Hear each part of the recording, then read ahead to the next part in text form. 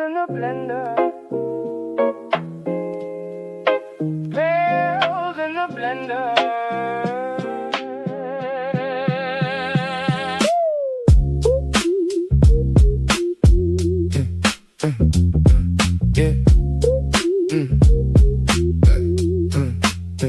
From the dome to the court, we come alive.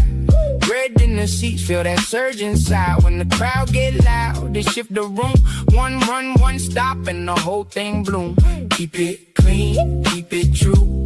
Home floor shine when we come through. Every bucket count, every stop we chase. New Orleans pride, all up in your face. Bells in the blender. Turn it up, waiting on this. Welcome to another episode of Pels in the Blender, man. It's your boy A. Davis coming to y'all on this again for a second time. You heard me for a second time. We back again on this cool Monday evening. You heard me? I got my dog Cheddar Chaz in the building. What's good, Chaz, bro? I'm coolin', brother. What's the deal? We back in the building.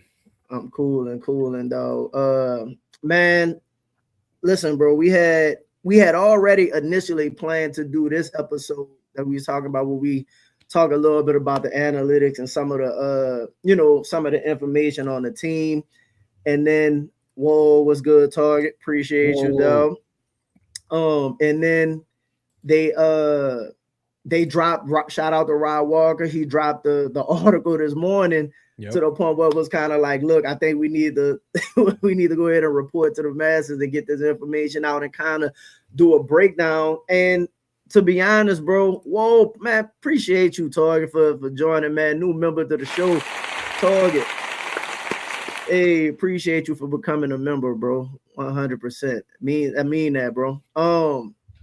And then Clarence, whoa, what's good, bro? Appreciate y'all. Make sure y'all hit that like as y'all come through, dog. As y'all come through, make sure y'all hit that like button. But we had to get the show out. Why? Because not necessarily because, most people won't even have an opportunity to truly read it, but I think we wanted to the paywalls suck. Yeah, the paywall. So most people won't even truly see what's in the article, and then you're only responding basically to what people put on social media.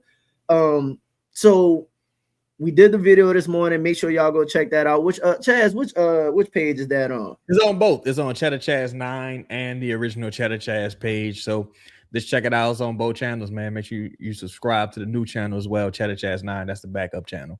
100. And Chaz, just initially before we talk a little bit more about some of the things that we might have found out or want to discuss further after the article had like a full day to kind of process. What's some of the I guess reactions and some of your thoughts based off the article?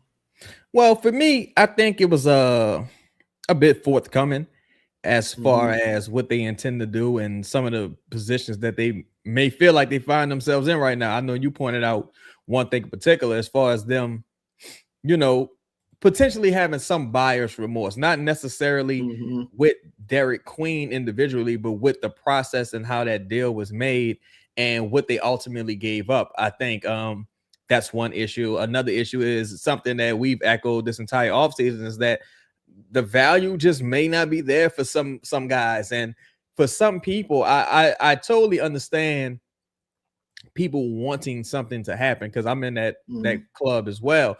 But, the reality of the situation is some of your favorite players may not have the value that you think. They probably just valuable to you. Maybe you value them that way, but they don't necessarily they aren't valued around the league the same way as they are in the home base. So I think that's another thing. And I think Amanda's one thing I've taken away after speaking with several people, shout out to Paperboy, shout out to the homie Squallow, is that Amanda Green's voice is felt in that building, and her history of strategy and her expertise is respected and taken into account, probably a little bit more so than Troy Weaver at this juncture. So that's certainly something as well.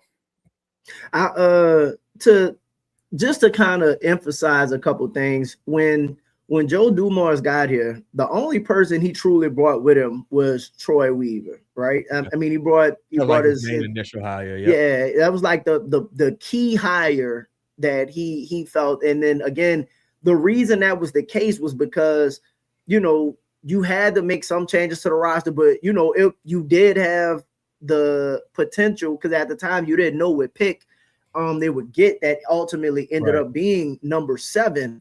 But you know, that pick at the time could have been number 1, you know, you had a decent range of where that pick could have landed, and no one had been more respected for their draft analysis and some of their draft resume than Troy Weaver over his career. So like, it made sense. Whoa, what's good, Zillow, bro? Appreciate y'all for tapping in.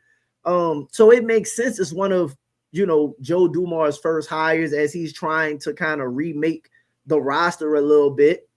And they, again, also Troy Weaver was very responsible for a lot of the moves or influencing. For example, I can recall Joe speaking at one of his early interviews when they made the trade for Jordan Poole, saying Troy was basically telling him, hey man, you're gonna love Jordan. He fits he fits the, and I'm not saying that, you know, no, these are the facts. No, it's not about Jordan Poole necessarily, but when you make the CJ McCollum deal, like one of the main things that they spoke about was Troy Weaver selling Joe Dumars on, hey man, listen, you're gonna love, you know, Jordan, and then having him in the building after working with him. And so a lot of these moves were Troy Weaver moves. Like that's just what it is.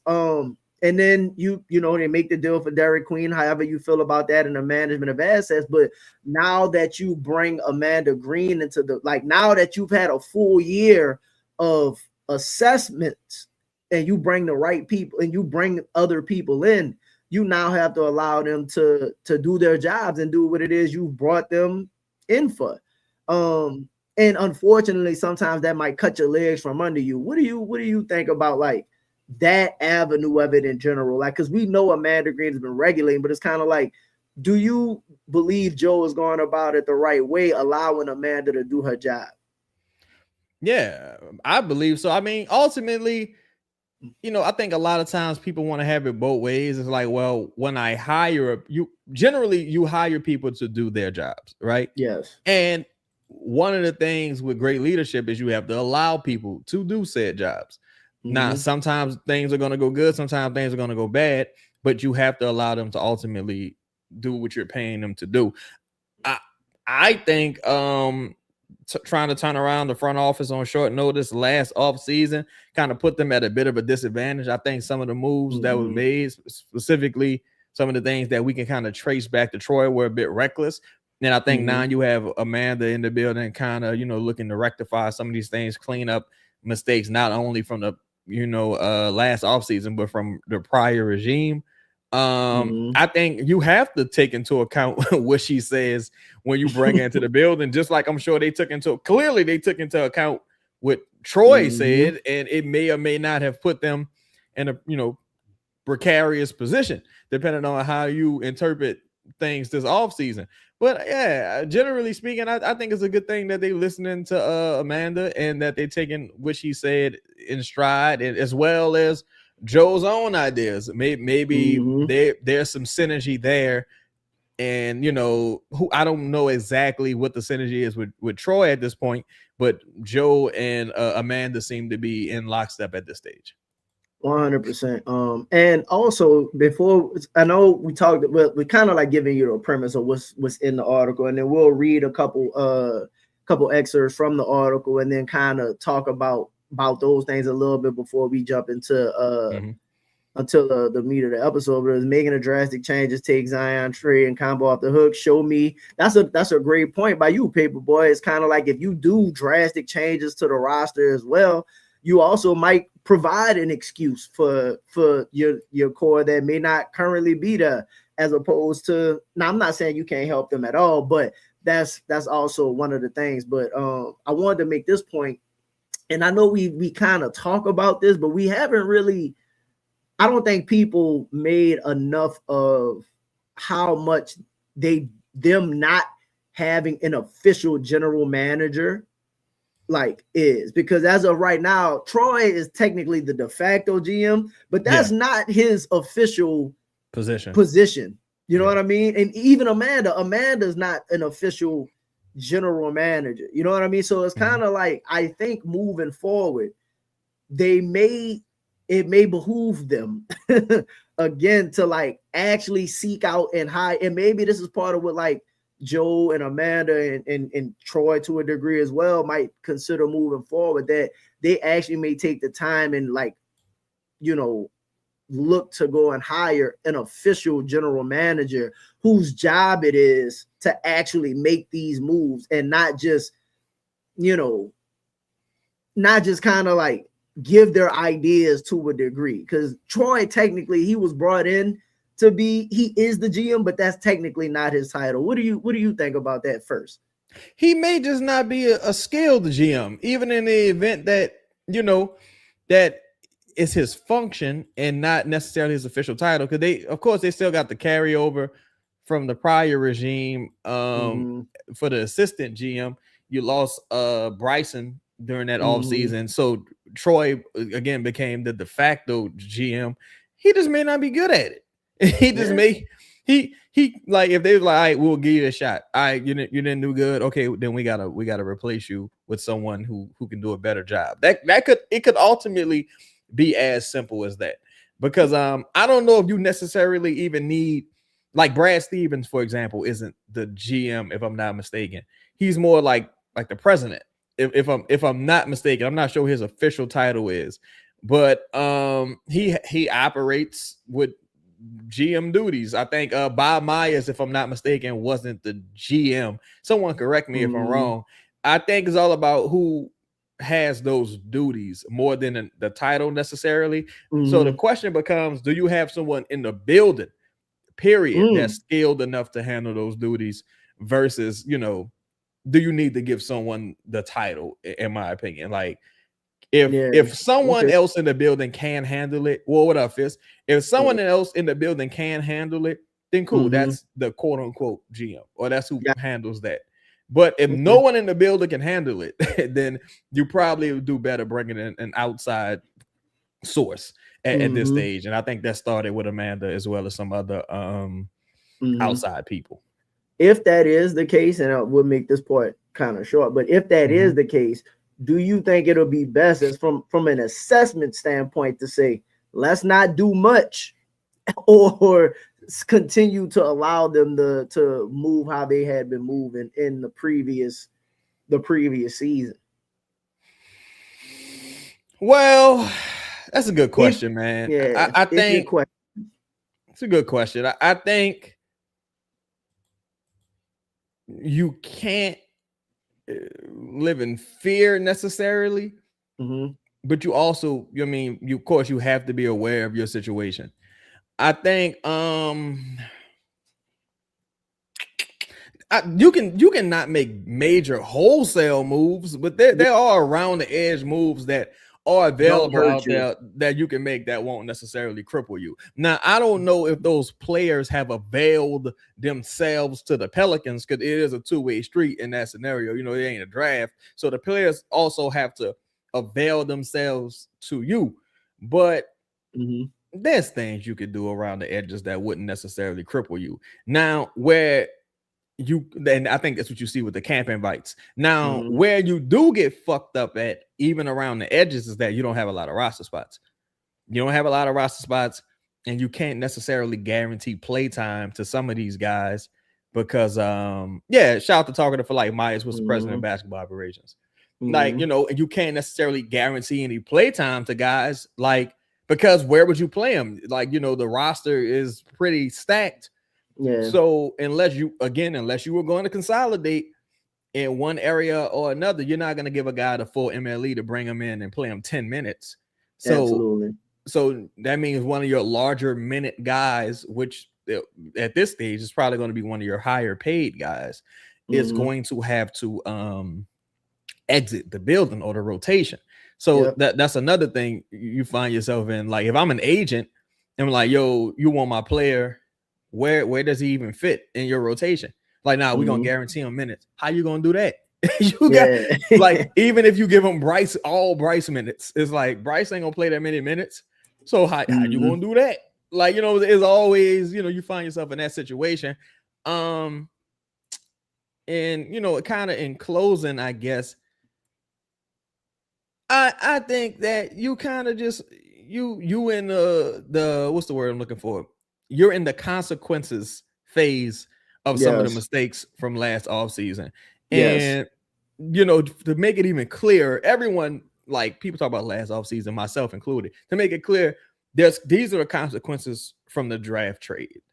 Consequences from the draft trade, ultimately, because now you have one less roster spot, two less picks, two fewer picks, and fewer avenues to get talent, and you still have the same needs that you went into last offseason with, which is shooting and a big man. And if I'm Joe, I'm not sure what Joe's thinking is. I have an idea, but I'm not sure. The thinking would probably be, well, fuck, I just used like 3 firsts to draft a big, and I still need a big. Like, so why would I invest more capital into trading up and going and get Chris Sinek? Why would I add more capital to go get a Demara? Why would I add more capital to go get Mo Johnson? Like, you know what I'm saying? I'm like, fuck, this credit card getting a little burnt out over here. Yeah. So especially for some of those players, they still don't fit the need, because not saying you couldn't take a Demara, but I got questions after seeing him in summer. And like Chris Sinek, that don't necessarily fit your big man, fill that need as well. So, like, again, what are the players that you were planning on selling? What do they buy you? And does it truly fit what it is you're trying to do? But what we'll do is, for those who hadn't actually seen the article, we got a couple portions from the article from Rod Walker. Shout out to Rod for putting out this great piece of news and information moving forward this morning. Let's go ahead and get that up, and then I'll read this and kind of discuss it. So this starts off. This is one of Joe Dumars' responses. Dumars has seen it from the rest of the roster too. This is talking about how everyone was working out, and the kind of what he's seen from everybody over the summer. Every one of them, Dumars said, Queen is working like he's never worked before. Fizz is working like that. Trey, Herb Jones, Sadiq Bey, all of them are working their butts off. That's encouraging for me that these guys have become that obsessed with work in the summer. And then Rod responds, but all those guys that just won 47 total games in the past 2 seasons, enough, which is a good question. You want to discuss that, or you want to keep moving forward? Those are just the cold facts. Yeah. Cold hard facts. Ultimately, I think for context, just to add some context now, and Rod did address this earlier, you do have a new coach. DeJounte will be healthy to start the season. Fizz and Queen will be in year 2. Zion is projected to have higher usage. Trey isn't coming off a summer where he dealt with injury. Herb isn't coming off a summer where he dealt with injury. Bryce McGowan was a late addition. Eve Meesy's going into year 3. Like, you have some things that would appear to trend in the right direction. Like, what I'm saying? Jordan Poole is probably going to be better this year. Like, some of those things will give you some reasons for optimism. But the cold hard facts is you won 47 games. It does lack some context, but that those are the facts. Yeah, 100%. Also, so Dumars spent his first year in New Orleans assessing the franchise from top to bottom.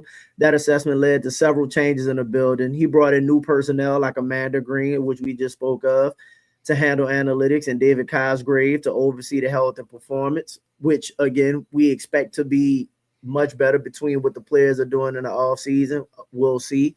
He's hoping those types of moves will point the franchise in a new direction. Inevitably, success will be determined by the players on the roster. At least for now, it'll be the same players from a season ago.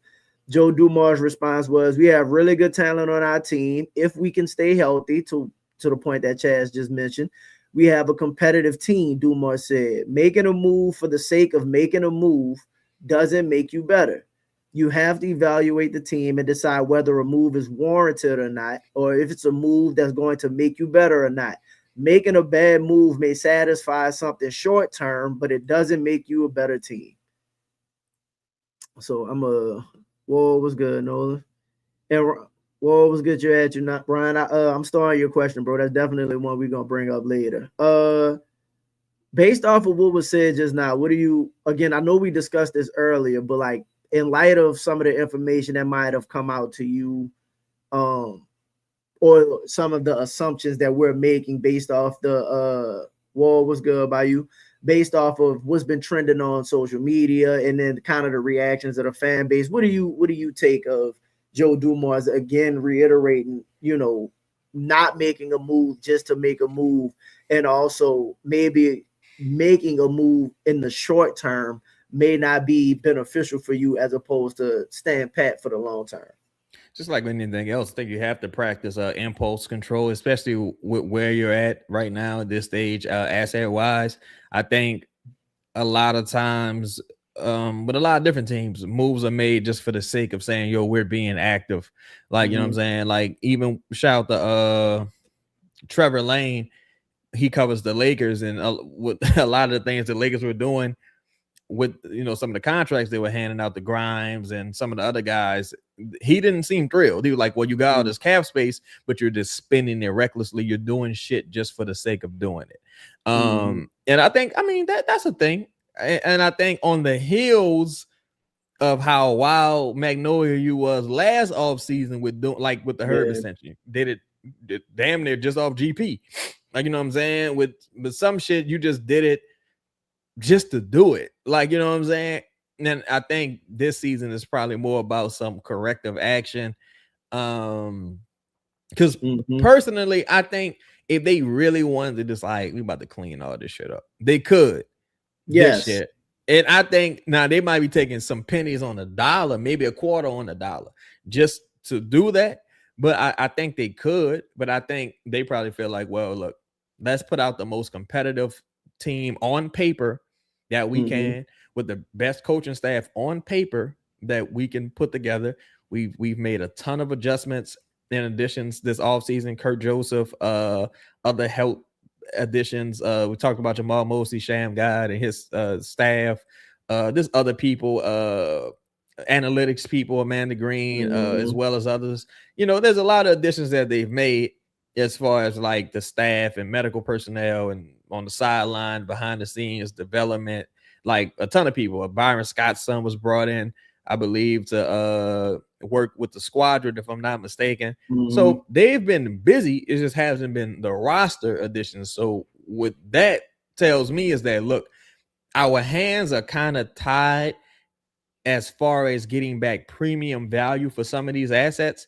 And we might be a little better keeping them in the short term and counting on our additions, staff, medical, etc. Those hires to propel them to new heights. And it's hard to argue against it. You can disagree with it. Like, yo, I would prefer you do this. But it's hard to say you're wrong about this. So, and I think that's like where the discourse is happening online. I think a lot of people are like, no, you're wrong. And I'm like, well, nothing really proves that you're wrong. Like the only, I think the major disconnect is people are saying, and shout out to Bayou for this comment here, because I referenced this moment a lot when Joe in the Exit Dumars referenced, bringing in the toughness and whatnot from the end of the season. The Exit interview says the toughness comment from the end of the season from Joe in hindsight was just foreshadowing the hiring of Mosley, not necessarily referencing the roster. I think that's one of the things, but also from that same interview, he said, hey, if we could go get a big time rebounder and there's a way that we can go do it, then we'll absolutely go do that. The question I have to everybody is, who is that big time rebounder available for the price that they would be comfortable paying? Yeah, that should be comfortable. Not the Pelicans comfortable paying, because that's what ultimately that's what it comes down to. But what's the big time rebounder out there? Let's take Duren, for example, right? Duren averaged, I think, almost double-digit rebounds. You ready to give Duren 40 plus million? You want to give Trey Murphy for Duren? Because if you make that move, then people will be sitting there looking at you saying, what now? So I just think, again, you might have Sabonis, right? But we don't know right now what the cost for Sabonis is. Nobody has actual news of what, like, any deal that's been proposed and or turned down that's been made public. For example, they talk about the Trey Murphy deals. Everybody, from my opinion, kind of loves Trey Murphy. They really don't want to see Trey Murphy go. He fits with every team in the NBA, apparently. So if you don't take 2 firsts and Pajinski, right, for Trey Murphy, is that a bad move? I just think we're being a little disingenuous with how it is we're assessing what's happening right now and them not making moves, as opposed to just I think we're just kind of criticizing to criticize. How do you view that? I think some of the criticism is fair. I think some of it is unfair. What I have noticed is that a lot of the criticism is coming from people who know a little more than they're letting on than the general public. Like, you know what I'm saying? It's like, but if you know that they tried to do this and this person said no, or if you know that they tried to do this and this person didn't want to give them fair value, like, this is information you're armed with. You might have this from, like, somebody might have told you this directly, but if you still presenting it like, well, no, they just scared, or you still presenting it like, well, they're not doing nothing, that's disingenuous to me. So to me, those people are on some bullshit. But I think fans have a right to be fair, because I mean, right to criticize, because ultimately I think people are doing a lot of coping, but I don't think people believe in the rookies like that. Like, truthfully, both I don't of think, them, to be honest. Yeah, like, I think people might believe in Fears more than Queen, of course, but I think people don't see a player that they were comfortable with trading all of those assets for. That's what it boils down to. And no one wants to be honest about it, like, online, you know. Well, some people are more, you know, than honest. I think, No, just to kind of add in, because I know everybody loves Fears, right? And I like Fears a lot too.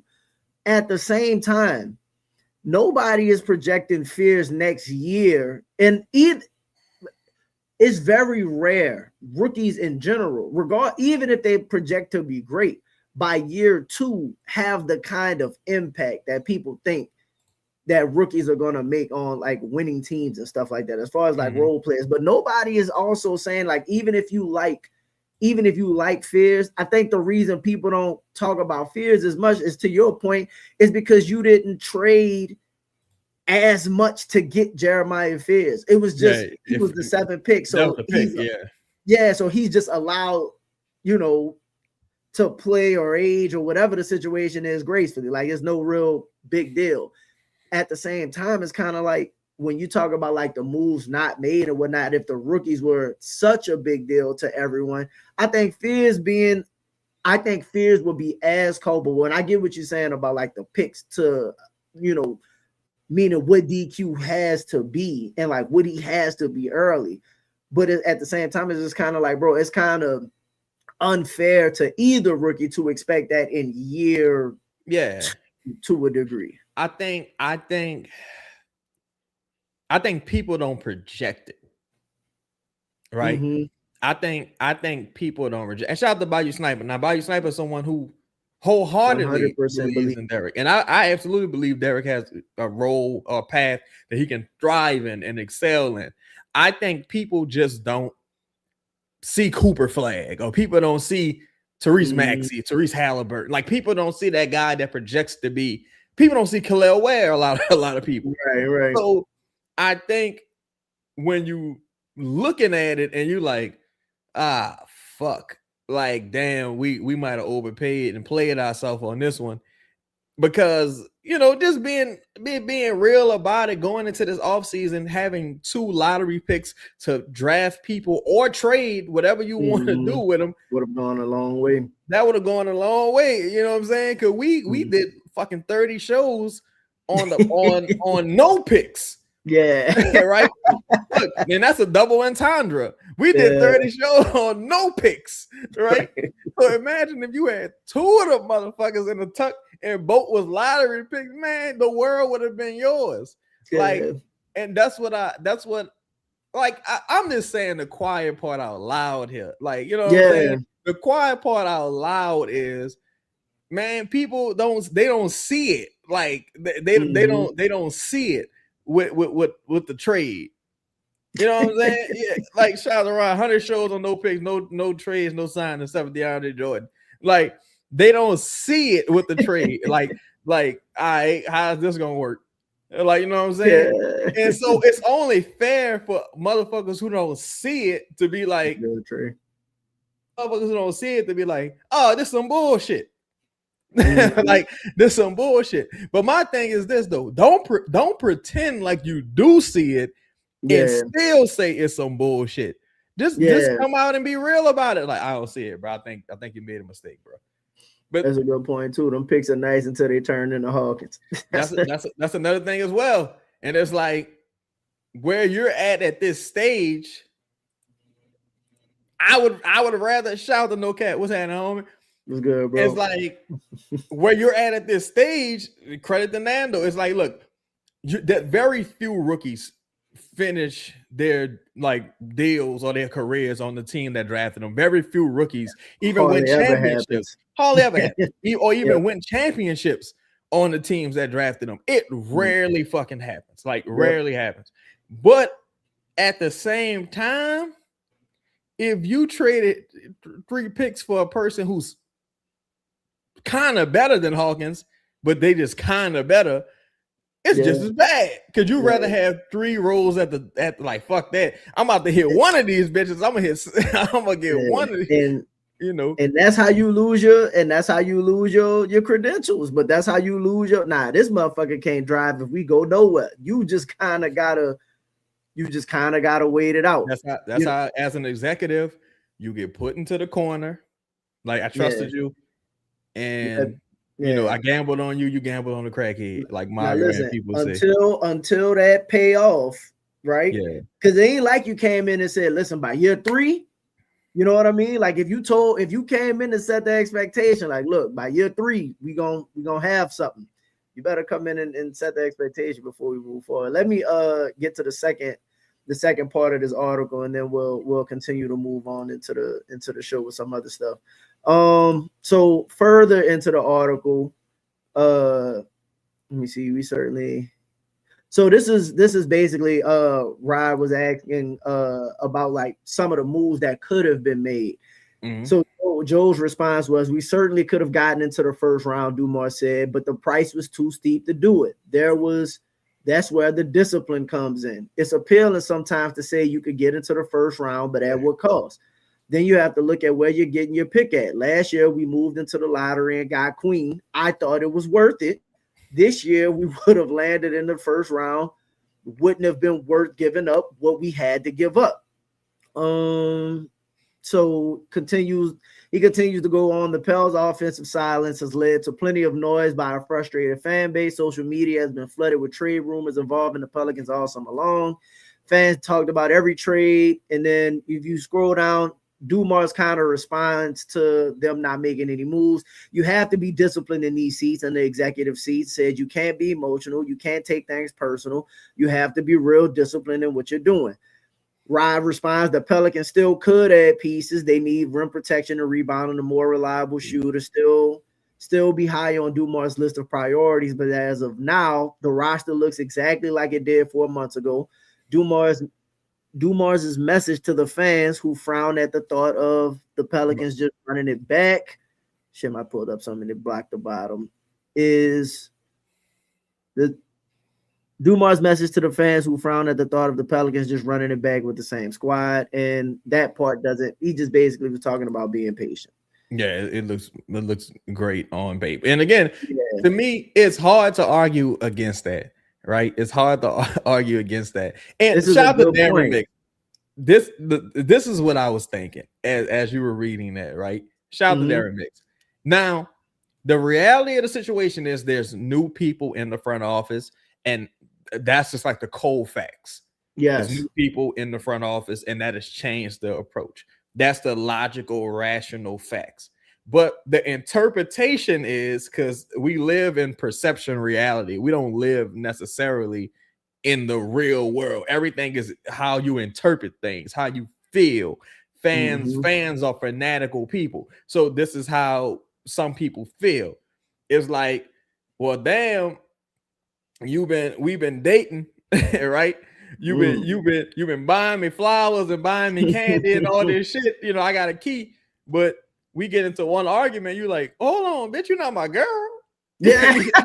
Like, and that's how the fans feel. Like, wait a minute, you told me you was about to be aggressive. You told me you was like, you came in the door, kicking down the door, smacking people, acting a fool. You came into the offseason firing everybody, you know what I'm saying? We take a call. We Wild Magnolia. Bitch, we Wild Magnolia around here. I just shot about 3 motherfuckers. Yeah. Right? And then it's like, well, you know, how about we take things slow? And it's like, but you said, like, you know, people feel mixed signals here. And I think that's the approach. But realistically, you know, it's new people in the front office. And that's the reality of it. It's new people here, and they're trying to be more methodical. And I think after Joe sat back multiple years in the league, people forget, man, Joe been around the league over 30 years, something like that. You know what I mean? Long time, something crazy.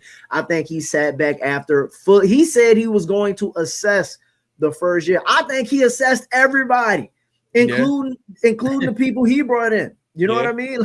Like he let everybody do their thing, assess, and then is making adjustments based off those assessments. That's why you get Amanda Green. That's how you get the medical staff. Like, he didn't just fire the medical staff out the gate. He's like, I don't know what the fuck they've been doing.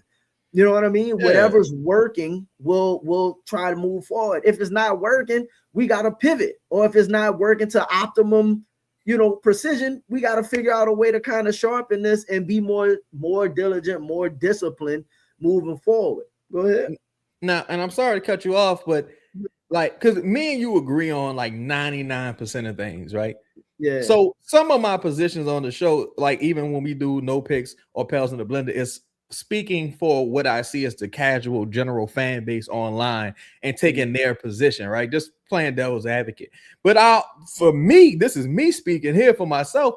People want it both ways too, because when we were firing all these people and laying off all these people and invoking all this change and just people were upset, bitching and complaining. People were upset. People like, in an outrage. Yeah, in a fucking outrage, in a fake outrage, because we don't even talk about these people anymore. Motherfucker died for nothing.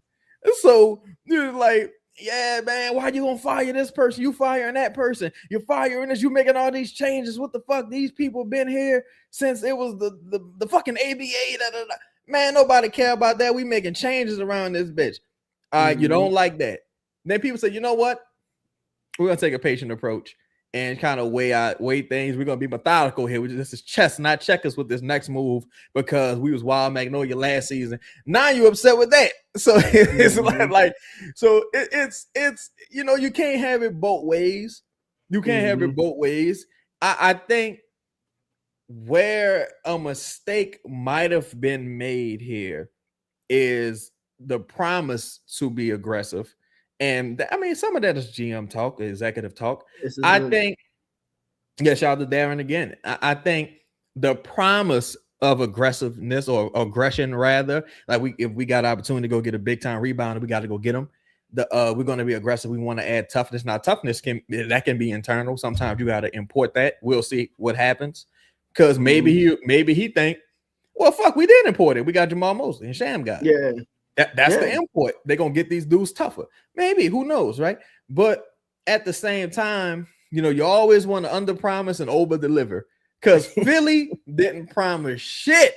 No, and them motherfuckers came in the offseason, like, you know, iron. Yeah, fire. So sometimes you want to under promise and over deliver. And I think, but I do think people are being a bit disingenuous with how much they're criticizing these lack of roster moves. Like, I think some of it is totally disingenuous.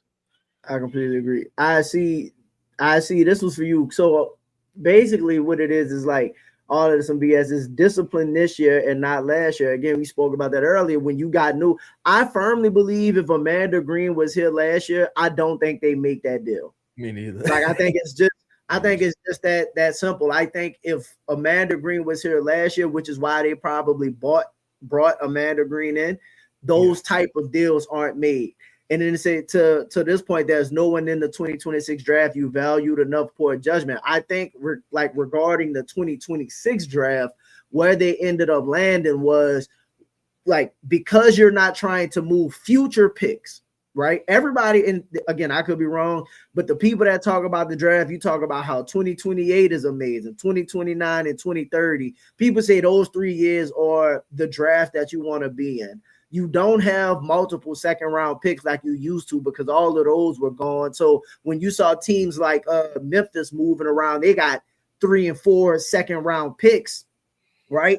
You have all of those. So I think what they tried to do was they tried to use certain players like Herb Jones, who they thought might have been value. And I remember when we did the show regarding the draft, shout out to the people in the chat, you know who you are, was kind of like, the calls that were made about Herb Jones, like Joe in Boston damn near had, you know what I mean? Had a hella words. Words. Yeah, had a hella exchange of words. Allegedly. So like, allegedly. So like a couple of the teams that they called and reached out about and tried to move Herb Jones forward so they could get into the draft was basically like kick rocks. You know, and I'm sorry to cut you off. I want to say this as well. I don't know if the draft was more about we want to draft someone in the draft versus we got to sell here. This is the best opportunity to sell.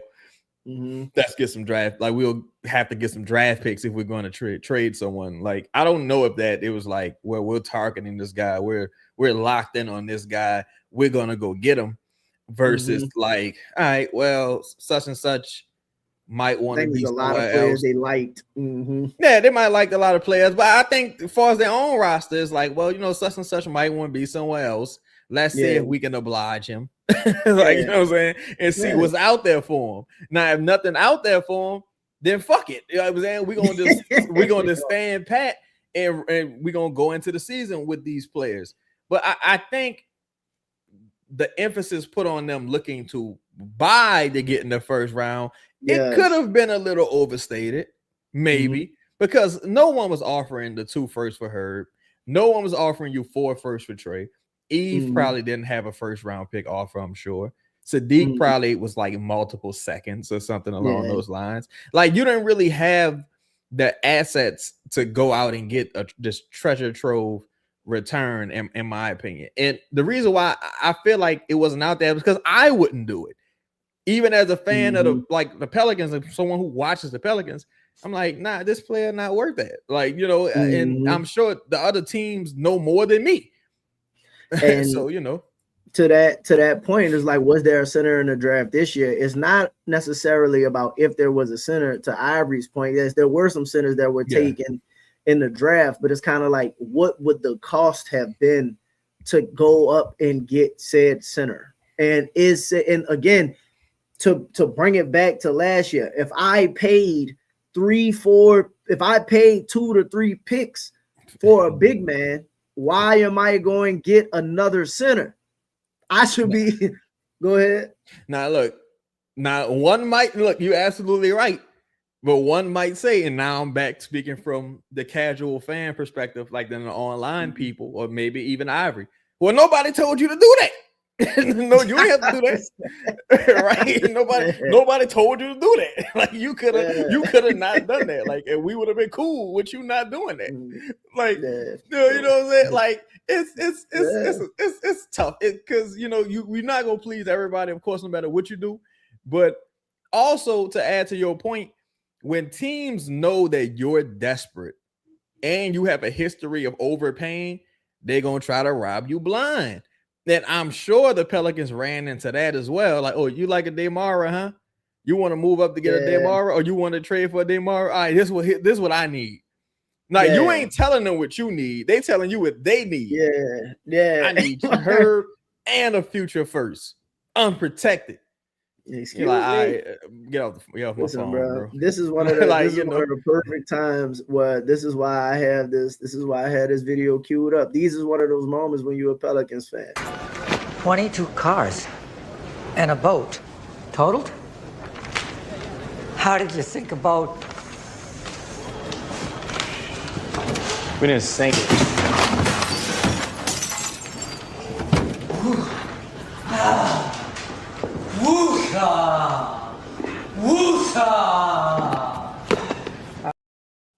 So listen, some of y'all might be feeling that moment right now, man. But pretty much that was the article that was put out by Rod Walker. Appreciate y'all, but make sure y'all go check that out on NOLA.com. Yes, Rod did some great work. There's been some other news, one of the guys as we talking about possibly bringing in players, guys trying to make comeback. You saw Mario Hezonja, I think that's how you pronounce his name. You saw what's your boy that got drafted by the Spurs make his way back to the league? Lonnie Walker. Lonnie Walker made his way back to the league. So you see some players trying to get back to the league, actually get signed, because it's hard once you out to get back in. You see Vic Oladipo trying to get his way back to the league. We'll see how that goes. But the more recent name has been Ben Simmons. Yep, you already know it, big dog, big Ben Simmons. Pause. LSU. Former LSU player Ben Simmons. What do you think the idea of possibly adding Ben Simmons to this roster? Oh man. It's been reported that he's been willing to take a minimum deal to it's been reported he'd be willing to take a minimum deal to get back into the league. No shit, Ben. right. Like that. Well, if that's all you got, I'll take that little money. I think I'm sorry. I think look, man, Ben Simmons was incredibly talented during a certain era of time. I'm talking about incredible. Like, dude was awesome. One of the best. If that player was still in there, like 80% of that player on a minimum deal is cool. Like, you know what I'm saying? Big rebounder wing, can defend, can pass the ball, can't score worth the goddamn. But at this point, he used to be able to score. He used to be able to score. My bad. He just couldn't shoot. Now I don't know if he's still like, because at this point Ben Simmons is a power forward, like a point forward with no jumper. At this point, I don't know if there's some aggression there now, the way how he attacks the rim or what have you. But I wouldn't mind like just inviting him to camp, because a situation like that, there is some upside there. Ben Simmons is 30 now, but he's still like some of the things that he was good at, he's still relatively good at. Like, you know what I'm saying? Low cost, whatever. I wouldn't mind bringing him in if just for a tryout. If he outperforms, his contract, then great. You know what I'm saying? But training camp invite couldn't hurt. Yeah, Ben Simmons, I'm talking about that first year. People forget Ben was like an all NBA, all defense, multiple time all-star. Like Ben Simmons was fantastic at one time. Ben was cool. Like, Ben just got like 3 years of fuckery. Like, it's just been whatever happened with his back. I don't know what happened. Trae Young broke his confidence and he ain't been the same since. Trae Young, Doc Rivers, they just took his heart. And in Brooklyn, he was still kind of dealing with the back shit, I guess. Yeah. It's one of them things where I'm like, look, you give a guy an opportunity, it couldn't hurt. Like, you know what I'm saying? And still to this day, he still might be better than a couple people you got on the roster actively, at least for what you be asking him to do. You asking Ben Simmons to come and play if he plays like 10 minutes. Yeah. If he about to go out there and give you 6 rebounds and 4 assists and 3 points, you're like, I'll play him for 10 minutes. Like, bro, can Ben Simmons be more impactful than Carlo? Like, you know what I mean? Yeah. Like, possibly. Can he be more impactful than Bryce on any given night? Possibly. Depending on the pedigree is there. Yeah, like just that's another thing. Ben just needs to copy Draymond. Yeah, I'll say this. I'm sorry. Just in closing, when guys are out of the game and it ain't like clear signs of them like being washed, like with Kemba, it was like, damn, there's nothing else you can give us. Or even like Brandon Roy is like, damn, B, it's just nothing else you could give us, Derrick Rose is nothing else you can give us. With Ben, I need to see that first. Because if I see you out there playing and you just look washed, then it's like, all right, dog. I ain't know you could do. You had a great career, bro. But it's over. It's not you can do now. But if he come to camp and he look, and if he come to camp and he look, okay. It's like Ben Simmons today probably not worse than Zion Williams. No. Simmons not even. Not like Spencer Jones might be a little better than him today. Because but I mean, we talking about like, and he might shoot, but we talking about like impact on the game. Yeah, like, impact. Like the things, the things that Ben Simmons does well: dribble the ball, see the floor, the passing, like the things that the defense. People forget this dude was a defensive menace for a very long time. Yeah, in the league Ben as well. was cold, bro. Yeah, real quick, we'll pull this up, man. Mark Spears had reported that hold on, wait, is this it?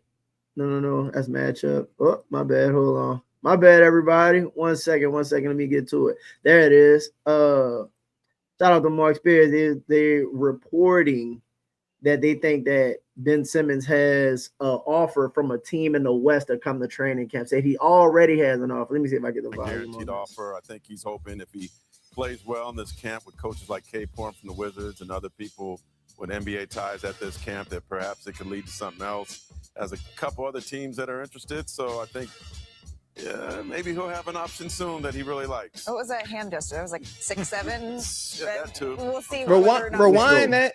He said he has a guaranteed offer because Mark Spears misspeaks a lot. Hold on, let me have a guaranteed offer from the beginning and see.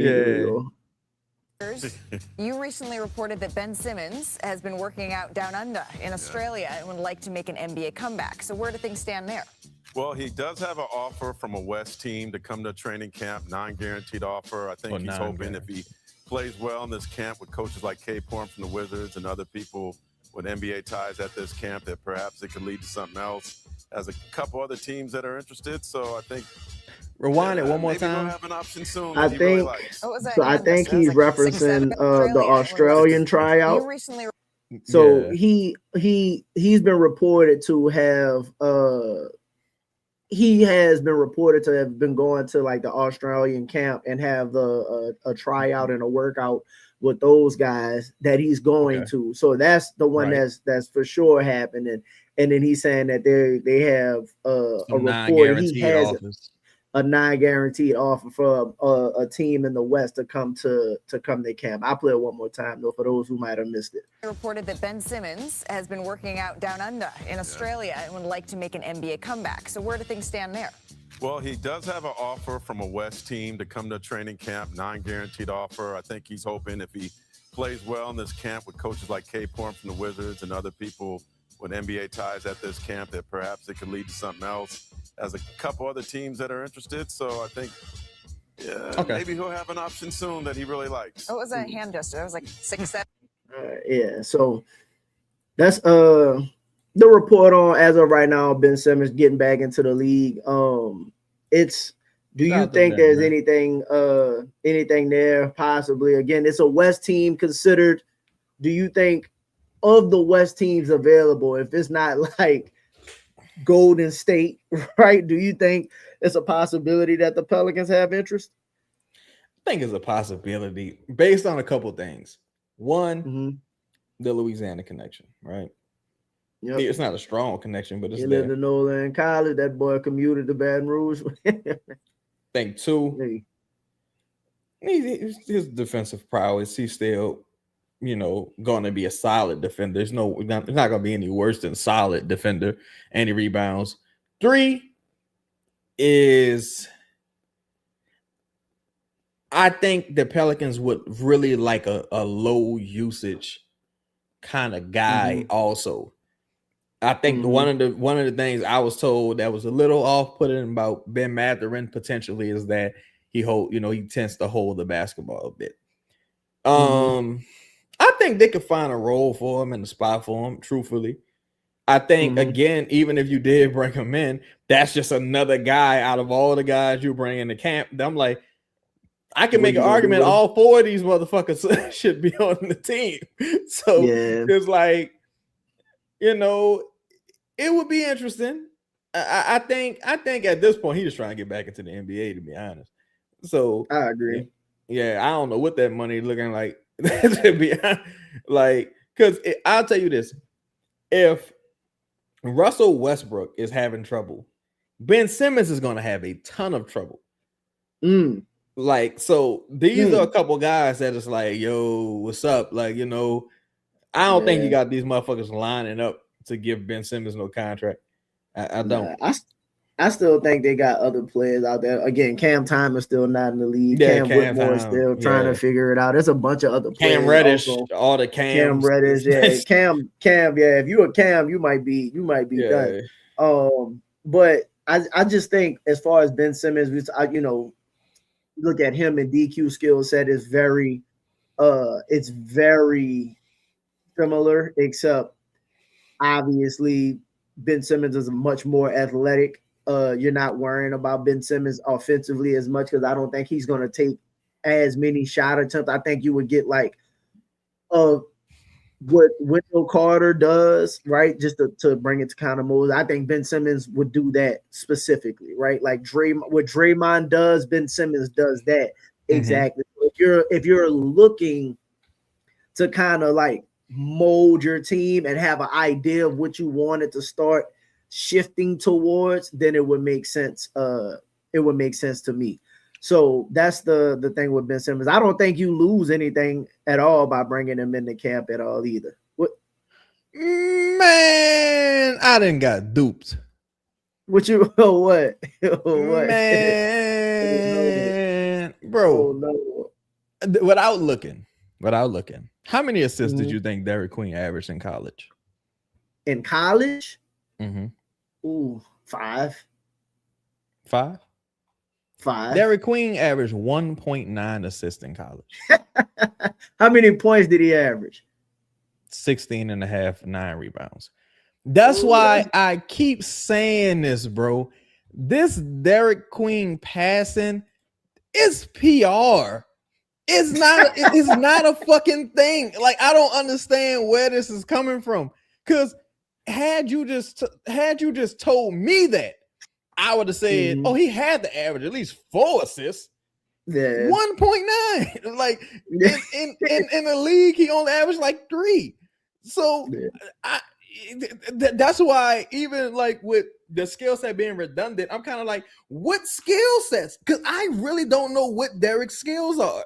Like Ben Simmons for his career is like an 8 assist kind of guy, something like that. And this is not me shitting on Derek at all. This is me saying, like, I think just like some people think Ben Mathurin is a shooter. It's like, no, he's not. Like he's not some shooter. Like Ben Simmons for his career averaged 7 assists. I don't know what he averaged when he was in the country. Now I'll say Ben Simmons for the first 4 years of his career was 8, 7, 8, 6, 9. So that's probably about 7.9, almost 8. But I'm like, Pete Ben. Yeah, I don't even think these are comparable players. Now, one might say, well, what he'd be asked to do would be similar to what Derek would be asked to do. But looking That's at gonna be but, interesting. but me looking at it now, I'm like, I can't see a world where Derek is asked to do some of these things, because in my mind, I swear to God, this is the first time I really like locked in on the assist here.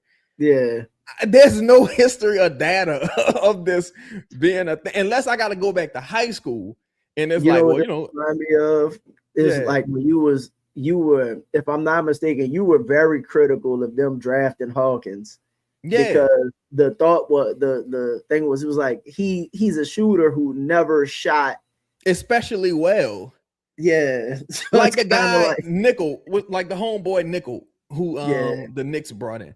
He has a history of just 40 like to 50%. 40, 39, 40, 40, 50, 30, like he just cold. Yeah. This is like, there isn't even an outlier year for DQ as a passer to say that, yo, this motherfucker passed the ball. I'm like, what are we basing this on? It's kind of like Schwab with the Saints. People kind of shocked that he's having a rough camp. And I'm like, what did you ever see of him that made you confident that this was like this star quarterback? It like, not saying that he won't become that. I'm just saying, like, you talking about Shuck, Tyler Shuck? It's not his name, Schwab. What's his name? The starter, the dude that got drafted. Tyler Shuck. My bad, Shuck. Yeah, Tyler Shuck. Yeah. I'm like, what did you ever see of homie to make you think that the nigga got drafted at 30 for a reason? Like, you know, and I don't mean pick 30, I mean age 30 something. like when do we have, where's the data to support these things, right?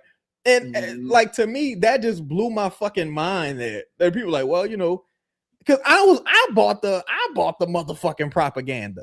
They're like, well, you know, you give them the ball. The last half of the season last year. Now again, you could say they were eliminated in games, and games don't. Oh yeah, Schwab. I'm thinking about Charles Schwab. Yeah. but like, again, you know, people trying to until you do it, but to this point too, it's kind of like when. With Shuck for an example, right? Just to and then we'll pivot a little bit, but like with Shuck for an example, when you get drafted that late, right? Like all of the, and there's reasons for some, like injuries and all kind of stuff, but there's reasons like Peyton Manning, like not come, like especially like now, you know what I mean? Like back then, people in school, but like now, if you like an elite guy, Drake made like 21. Like, you know what I mean? Like, like unless you Russell Wilson, and even Russell was a little younger than that. Dak was a little younger than that. I think Dak was like 24 or something like that, 23, 24 when he came into the league. So like being 26 is sheesh. I don't know, bro. I don't know, son. I think did we not why no. like to keep it a buck, is like so much of that shit is rudimentary. Like I remember watching Dyson Daniels' first game. Dyson Daniels had a mean behind the back pass to the corner, and people were like, "Oh my god, we got our point guard!" And it was like, no, like no, nah, that's not how that looks typically. And look, I think Derek can absolutely ball out. I'm just saying, this is all just in theory. Yeah, like the passing is in theory. Like everything is kind of like in theory. If you handle the ball a lot, you're gonna pass. You'll get numbers. You're gonna get some numbers.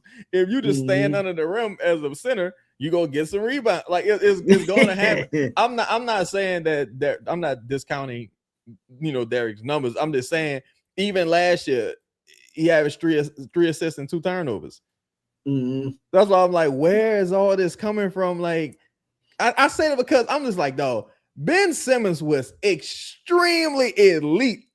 Yeah. Like, you talking about when people was comparing the skill sets. I'm like, I don't see it. I don't know. Ben was a full-time point, but again, Ben was drafted number 1 overall. Ben was a full-time point guard for like a playoff caliber team and all-star level. Like Ben Simmons, people, just to talk about Ben Simmons real quick, people gotta put respect on like Ben Simmons' career and what it was. Like even comparing them to Draymond, for example, I don't know how many assists Draymond actually averages. But like you see, like it might not be assists, but you see Draymond, initiating the offense, running the offense. How many assists do Draymond average? That's a great question. I would have to pull it up real quick. Bro, Ben Simmons rookie year. Remember, well, he got injured his rookie year. So his first quote-unquote official rookie year at 21. Yeah. Rookie of the year, right? Average 15, 8, and 8, right? On 54% field goal percentage, 1.7 steals, 0.9 blocks, so almost 1 block, but he did have 3.5 turnovers. Like every year he had 3.5 turnovers. That was like his thing. But second year, 22 years old, all-star. Third year, 23 years old, defensive player, finished fourth in the defensive player of the year, all-star, NBA third team, first team all defense.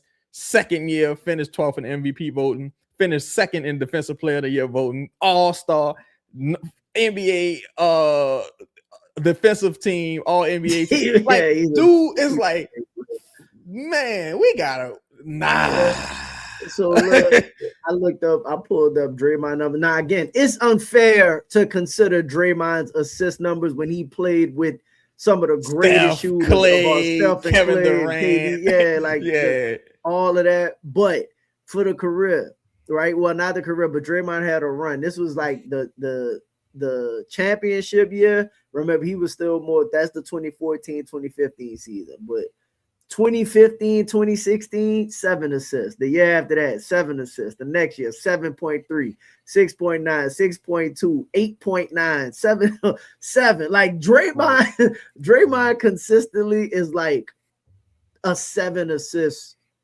kind of guy. So it's just tough having these discussions, bro. Like if you told me like Jimmer Fredette was a great shooter, and I'm like, well, it didn't translate to the NBA, but he was in college, But I'm like, that's different than like telling me Jordan Hawkins is a great shooter. Where's the evidence of that?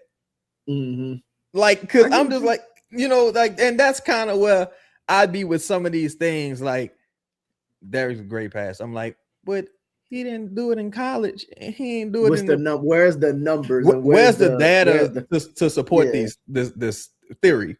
Like, Zion being a great rebounder. Where's the data to support that? And so that's why I'm kind of like, I'm glad we're talking about data, because we're gonna do one more, and then we're gonna yes indeed, and then we're gonna do shout out to y'all if y'all been following, man. Jeremiah Fizz. We're gonna do this workout video real quick. This dude, again, man, been putting in just constantly grinding, pause.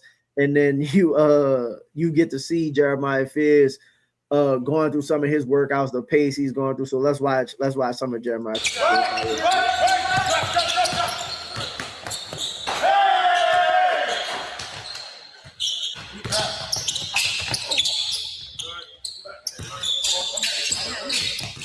I like him navigating that pick and roll. Yeah, nice step through right there on that Euro finish out the all play. All pick and roll work, passing, getting it back, decision making. Nice split. I'm happy to see him finish at the rim.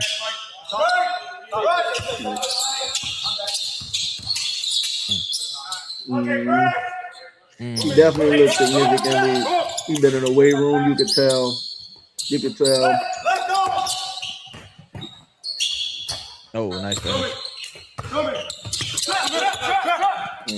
Try to get rid of it, get it back, be quick in the decision making, keep the handle, get it back. I like everything is like get it up, get it back, get it up, get it back. Like I like that. Yeah. Working off both sides, is going off the right first, and now you're going off the left side. Finish with that left hand. I have a question for you. And shout out to Pejon. Now Derek does have he has a highlight reel of like bounce passes. But I think any quality big in the league, or even not even quality. There was a guy who used to play for the like Kelly Olynyk can do some of those things, and that's why I'm just like, I don't know. And it's not it's not to dismiss there. I'd rather have those skills than not have them. But yeah, I would have assumed that this man averaged like 6-7 assists in college. Right. I really would have. So this like I was like, what the fuck? Like where's this coming from? Because this could very realistically be like his NBA career averages. And I don't think anyone would really be that upset with it if he was coming like off the bench or like starting for you at the 4, giving you 16, 7, and maybe like two assists. If he controlled the turnovers, shit, that would be nice. But as far as Fizz, my question for you was, would you rather Fizz develop a Chris Paul midi or just a floater? Like if he just like, I could get to this midi anytime I want, and this bitch is butter. Or Chris had both of them bitches. That's why he was But here's the thing though. Here's the thing. If you're not knocking them middies down, that's a fast break opportunity, boy. Like that's just a easy fast break opportunity for the other team. Would you rather? Which would you rather him put his energy towards? I'll say this. I know he shot a good bit of the middies last year. Like he has his little whoa, what's good, Bird Talks? Appreciate you, bro, tapping in. I think Fears has, I'm gonna say the midi because one, he shoots it a lot. So if he can comfortably get to his mid-range shot and it's like it's butter, you're knocking it down. I think what somebody just made a trade. No. I went and looked at some more stats. Don't worry about me, bro. This is Troy. About Fizz comment, huh? The DQ was in 18, 11, and 5 guy this year. If DQ do that, that would be starting 4. That would be nice. Yeah, yo, Tony Parker. That's a good one too. I used to love Tony Parker's spin move too. Tony Parker's spin move was fucking elite. You know who had an elite first step and used to try to hit that floater? They just couldn't nail that bitch. Austin Rivers. Austin Rivers got by everybody. And like he could just easily get to that spot. He just could never really hit that motherfucking floater. So Ivy say floater. I'm kind of with Ivy. I think I want to see him shoot.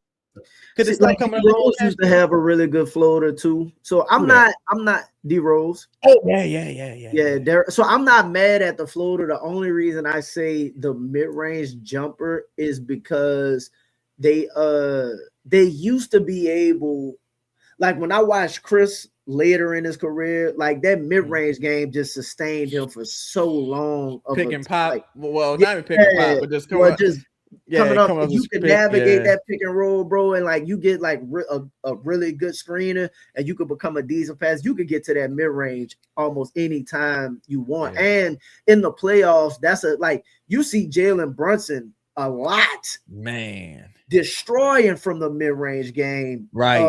So like I kind of visualize it as like if you're gonna be. Sometimes you can't always get to the rim. Shout out to Mike with the stats.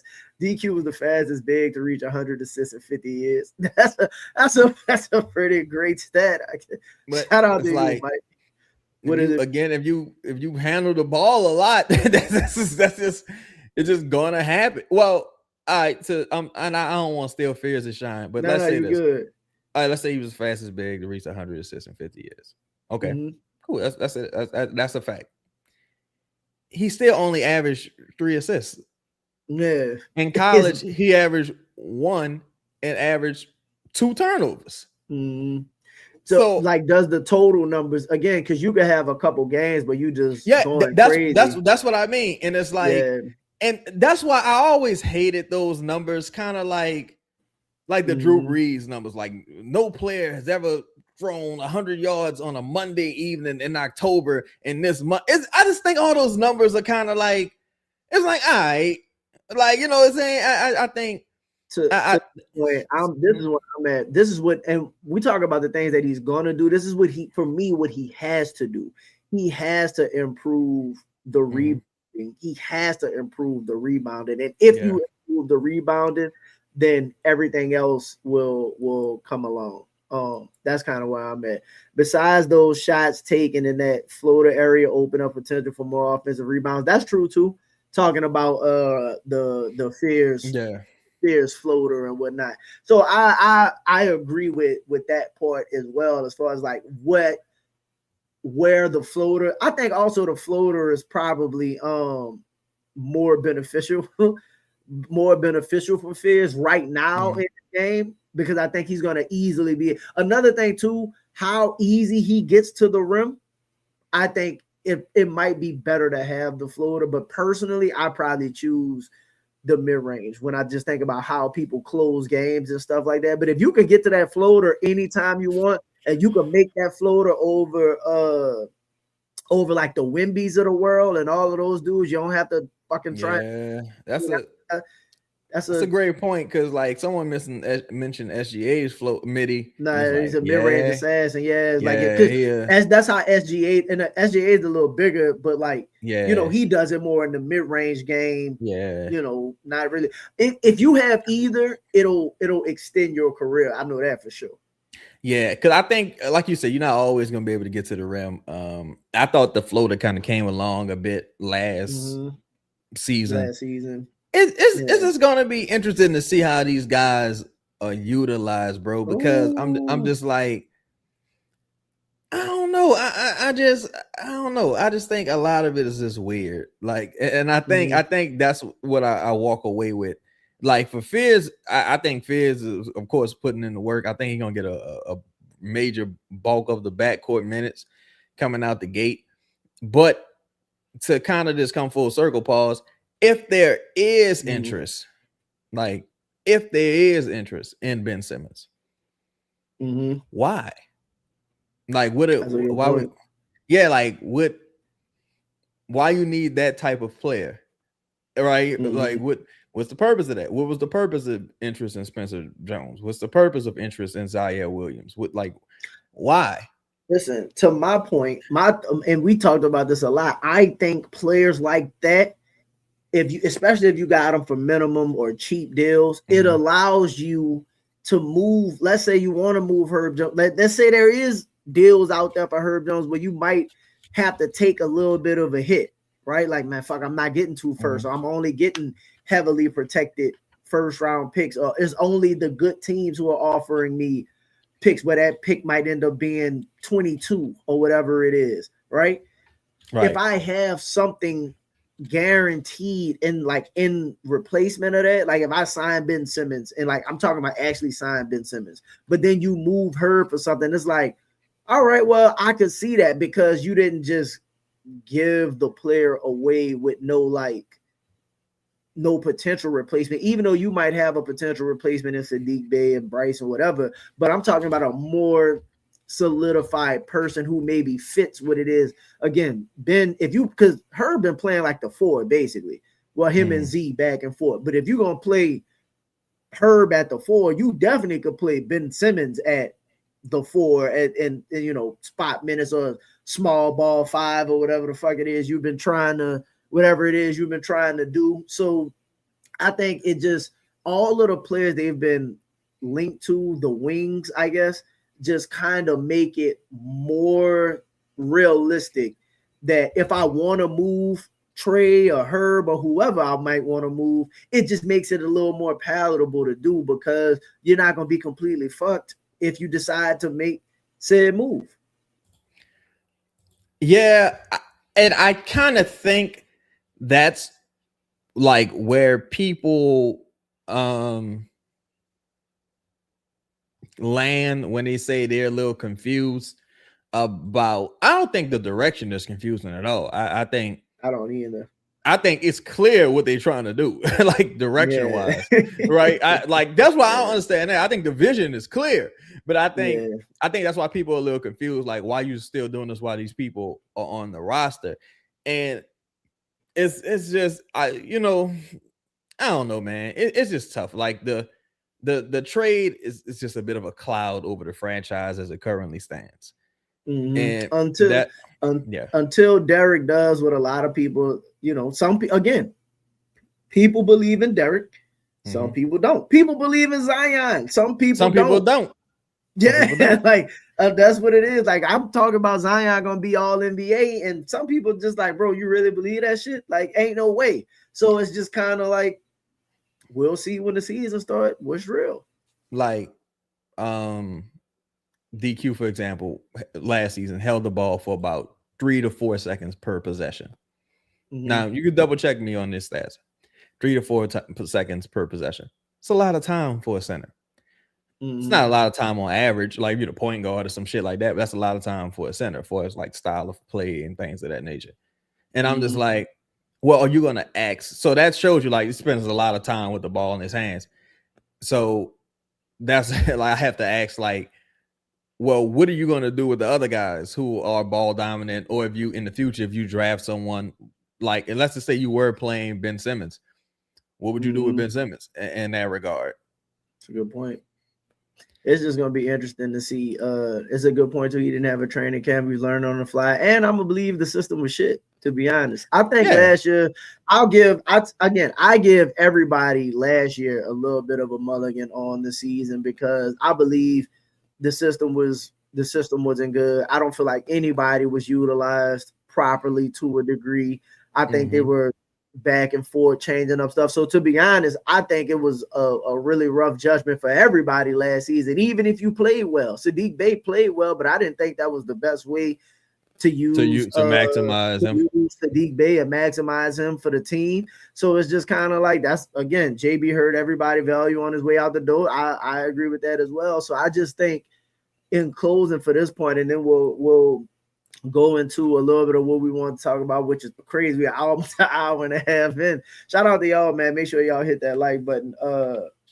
But I just think that based off of what it was we saw last year, and as of right now, I think this roster is so different from what Jamahl Mosley had in Orlando. You almost can't really say that he's going to use them exactly the same because the talent is different. Like the versions of it is different. Even if he ran the same style, it's going to look different because the players play a different type of way.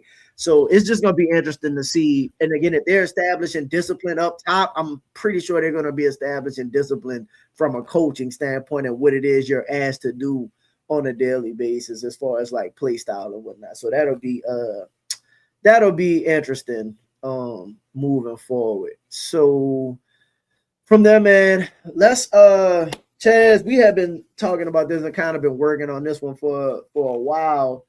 I don't know based on where we at if we're gonna be able to get to do both parts, but I kind of wanted to talk about how we started discussing like getting into some of the analytics. And this version of analytics is not the version of shit that like everybody talk about. Like everybody look up stats and they got these charts and they like, you know what I mean? Like you put something in and it's no. So I'll first explain to y'all what I did and how I come to the conclusion of what it is we're about to discuss. So while we're sitting in the off season, right? And basically I'm trying to figure out what it is that we need, like what impacts winning for the Pelicans the most. For us, it should be pretty obvious. Chaz, what are the things that this team absolutely needs to have a better shot moving forward? Well, you got to rebound the basketball. You got to kick up your 3-point volume, and you also got to close quarters. I won't even say close games. You got to close quarters effectively. You know what I'm saying? If you end each quarter on a high note, I think you'll be in a decent position to end games.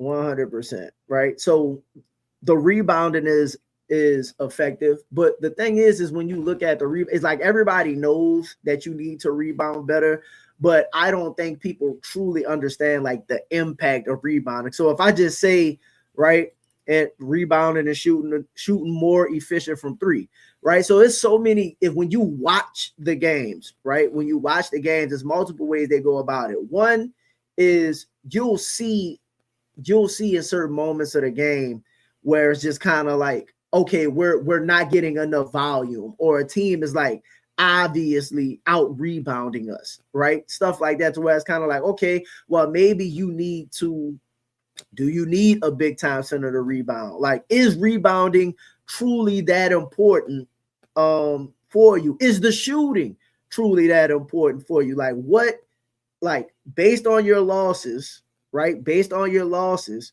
what was the biggest factor in determining what was the wins and losses, right? So I kind of did a little breakdown. Defensive effort, absolutely. All of these things kind of tie in together, to be honest.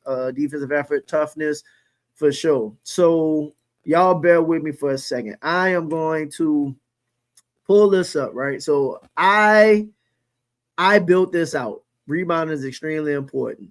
So I built this out. Let me walk y'all through this for a second, if y'all don't mind. So if you look at what we have the Pelicans wins and losses. So this is how I broke this down. So if you look, when I do this, can you see the mouse on the screen or no? Yeah, you can see the cursor. Okay. So basically it's like the Pelicans wins and losses, right? So I only counted 54 of the losses. The only reason I say 54 is because the last 2 losses of the season, like Zion didn't play, they kind of sat everybody, and then the game before that, they kind of like punted on the season, right? So that's why the number is 52. So the categories that we basically came up with that kind of impacts winning the most: rebounding, especially in the new NBA, right? Rebounding, 3 points, like 3-point shooting, and turnovers. And the reason you say turnovers, right, is because if you're not like just very stout defensively, you either need to create turnovers or you have to be really good with taking care of the rock. Whoa, what's good, Dakari? Appreciate you, though. Appreciate y'all. Only 54 losses. Right. So this is where we at. And let's talk about like the win factor for a second. Of the 26 wins, right? And when it says wins category, that means you out rebounded that team. In 18 of your 26 wins, you out rebounded the other team. So basically, just all GP, 70% of the time, if you win the rebounding battle, more than likely you're gonna win the game. Like, if we stop right there, what would be your thought? Like, if I just said that out loud. It's kind of the same, like the emphasis. Well,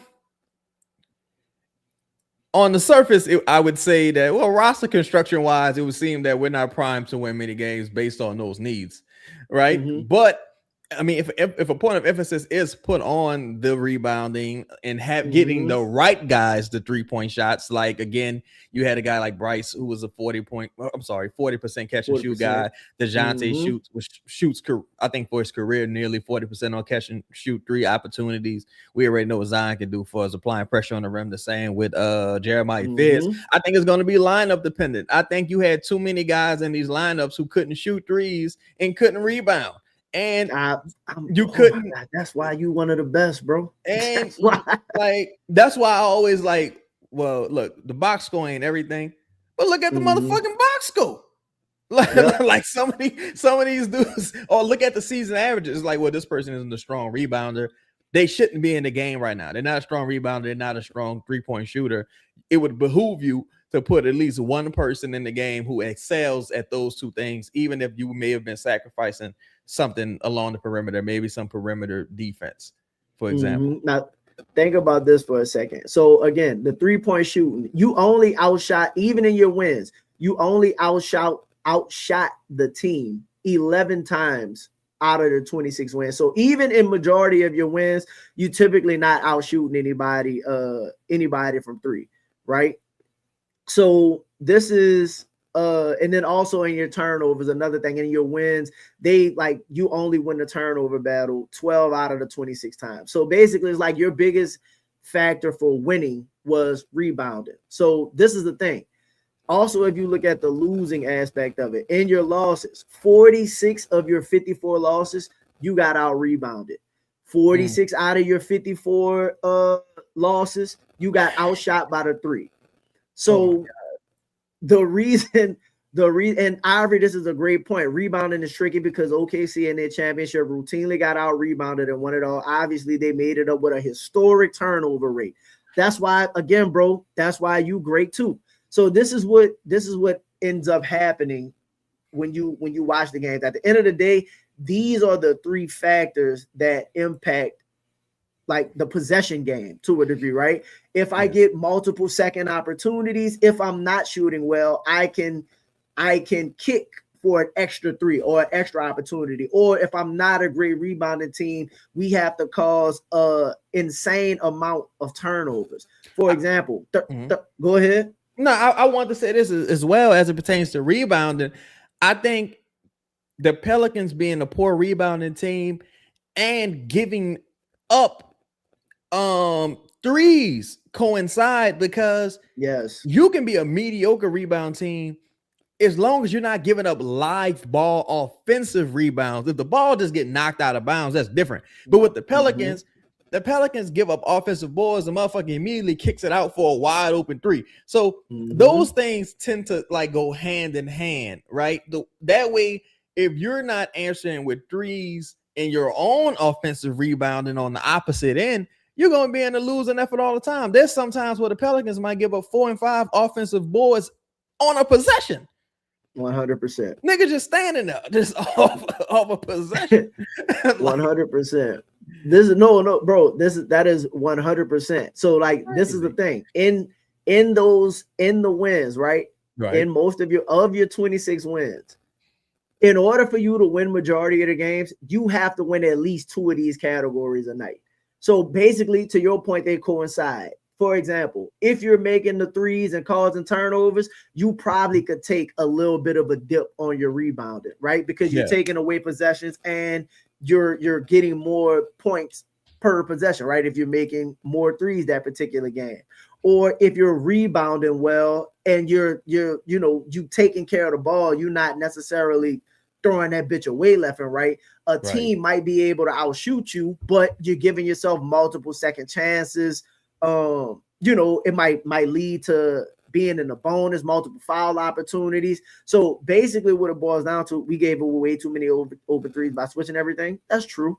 But the key is when you only win one of those categories, right? You own like only 7 of your wins happen when you win one. So majority of the time, and for this team to be the best version of itself, and it could be, I think a lot of it was after looking at a lot of the roster that was used. Again, man, you got to think it's hard to rebound when you got Sadiq Bey, who's an okay but not a great rebounder. Trey, not a great rebounder. Zion, okay rebounder. Fears, point guard, because DeJounte wasn't there majority of the season, right? You're not really playing Eves and Herb, who's historically not like, it's hard to rebound when you're playing players who don't historically rebound well.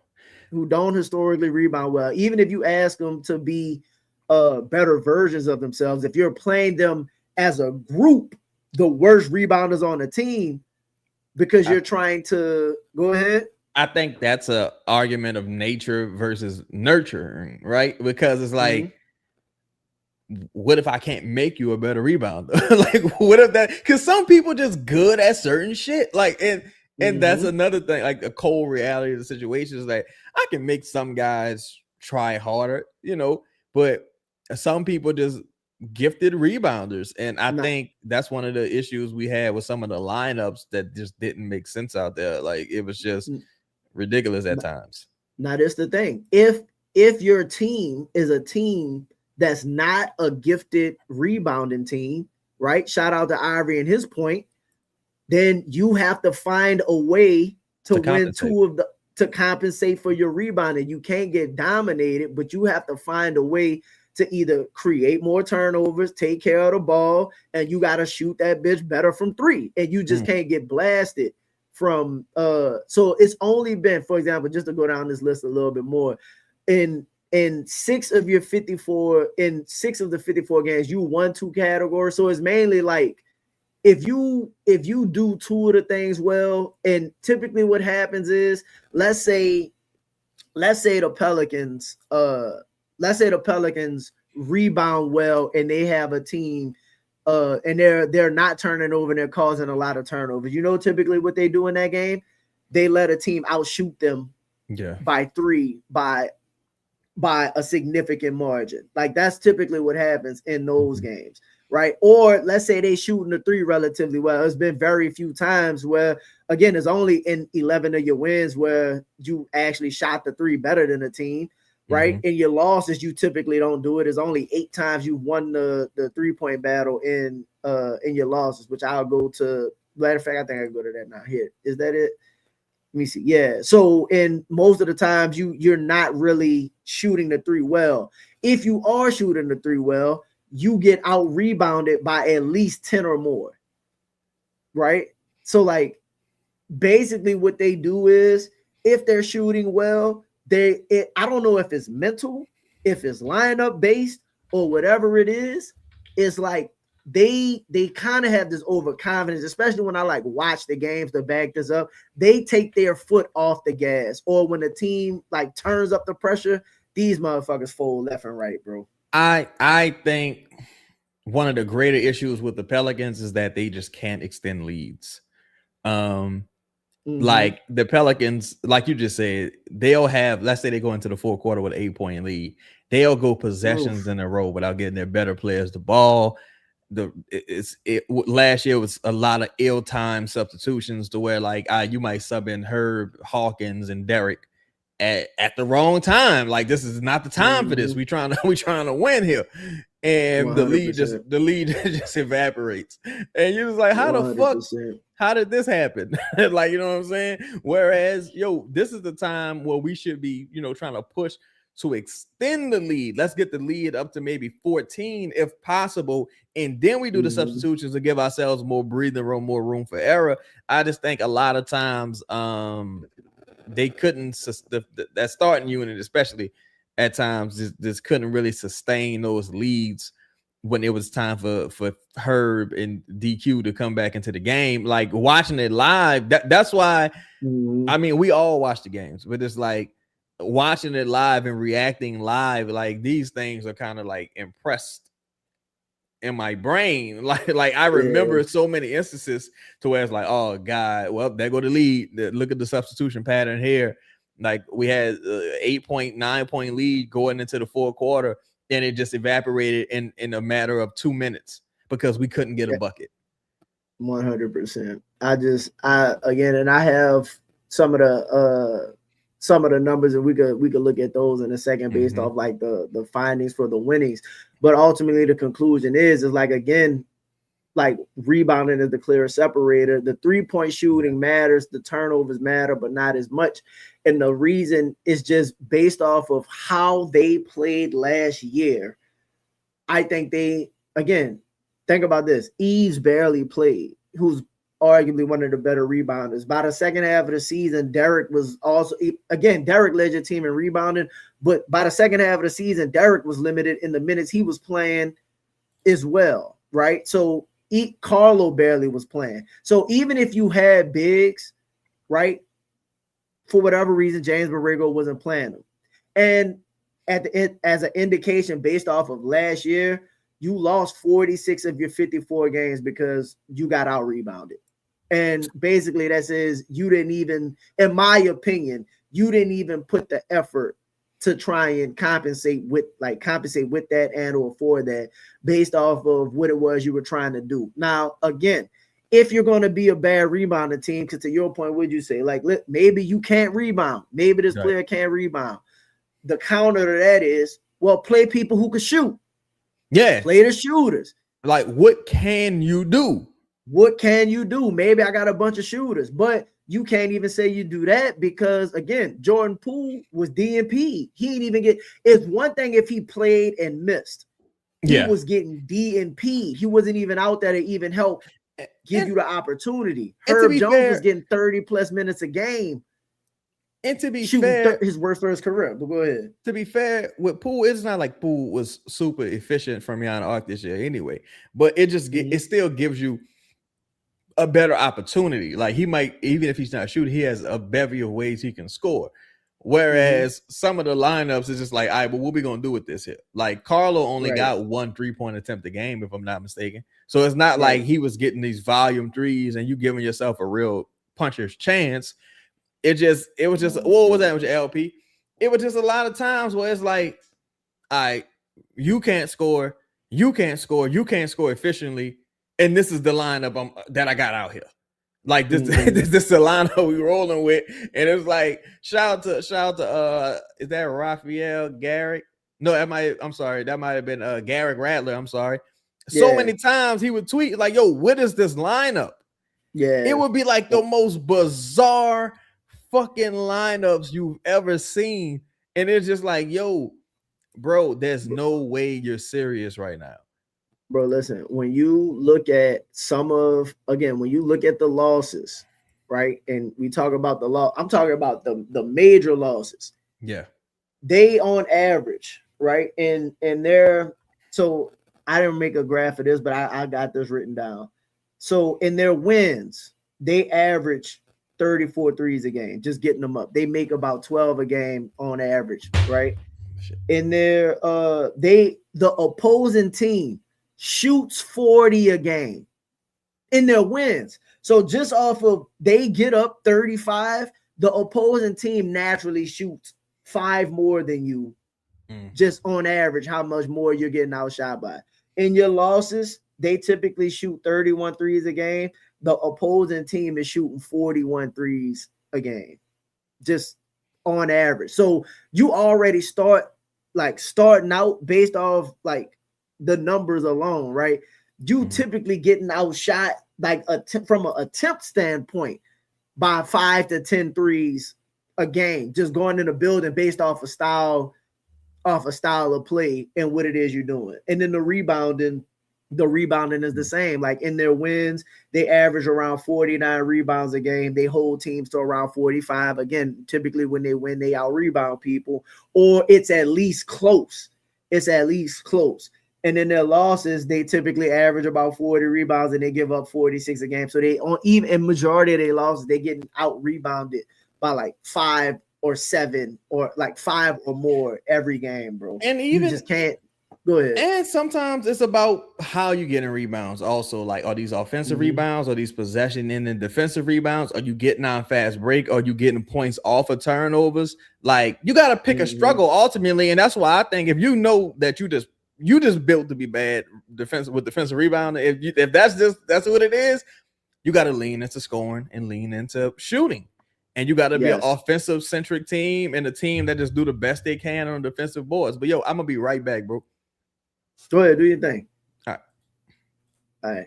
So, as far as like another thing, I kind of like was talking about like the losses and a lot of the things that kind of like created the losses as well, and it kind of made me drift into why they couldn't close games. They had a lot of games because if you look at the previous graph, I basically talked about how many close games they had. They played and pretty much lost. They had like 30 games they lost by like 9 or less points, right? So that's really not bad. Like even though you lost that many games, 30 out of the 54 was close games. And again, some of those games are like 1-pointer, 2-pointers, you know what I mean? 5, whatever here or there. But 9 or less is not really, indication of getting blown out. So what I like tasked myself for doing as well is like, what games were they in where they just basically let go of the rope, and what caused them to let go of the rope, right? So listen, man, this like I appreciate y'all when I bring this up, but this one might be a little bit much. So basically what we have is I pulled up 20. I went through 25 of the games where they were in the game. So this is all second half stats, right? Third, fourth quarter breakdown. So it's either like at some point during the third quarter or the fourth quarter, you were either up big, or you were close in said game. Like, for example, the first one is the Memphis game, the opening game of the season. You were up 11 in the third quarter of that game, right? So you up 11 third quarter of that game. You should be able, and it's not saying that things don't happen, but you should be able to kind of get that home to a degree. The issue that the Pelicans have is they get like when teams go on runs, and everybody know about how bad the third quarter has been and stuff like that. But they go on runs and they allow runs where they can't stop the bleeding at all, and teams just get anything going. But like there's quarters. Again, the third quarter in Memphis, they got outscored 22-41. The rebounds were even. So what it was that made the difference? Let's see. What was it that made the difference? You got outshot. You were 1 for 5 from 3. There were 4 from 8 from 3. Like that makes a difference. And again, you were 8 from 25, shot 32%. They were 15 for 22. So before you know it, they walk you down. They walk you down. That's just you can't do it. You just can't do it. Let's pick another game. What's a game that like people remember for them like blowing the lead? Again, is a bunch of them. In the Boston game, the early game of the season, right? You were down 8 in the fourth quarter, and then you allowed them to outscore you 12-35 in the fourth quarter. So that's kind of like where a lot of your issues are. And if you look at what's those issues in the fourth quarter, you're down, you're like, I'm pretty sure they got out rebounded. Absolutely. You got out rebounded 5-18. No, you got out rebounded. I'm sorry. You got out rebounded by 4, 9-13. And then towards the end, you got outshot. You was 1 from 11 from 3. They 6 for 12 from 3. Like all of that typically leads to you getting your ass beat. Well, shout out to you, Jane. Zion was not the focal point of the offense, so you don't have a run stopper.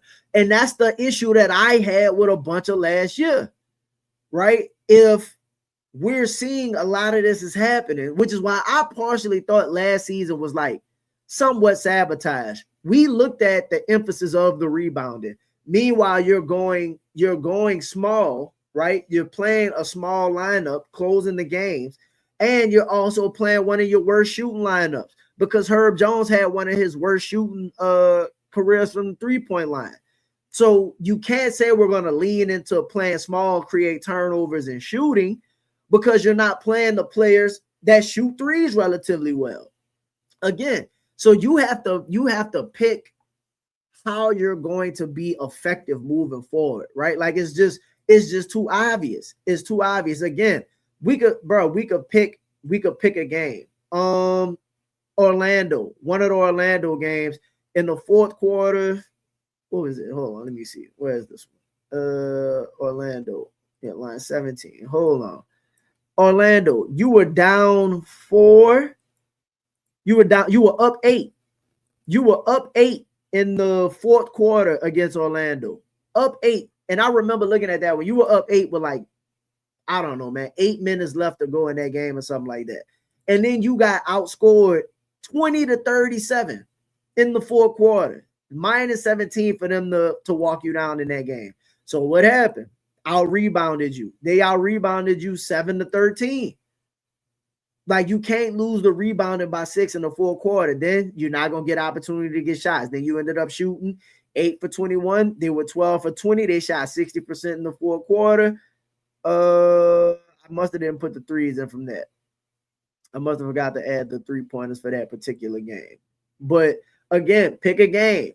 Some of these I did the entire second half because some of these you were up big and then you completely blew those games. Like this particular game, I think this is the Charlotte game.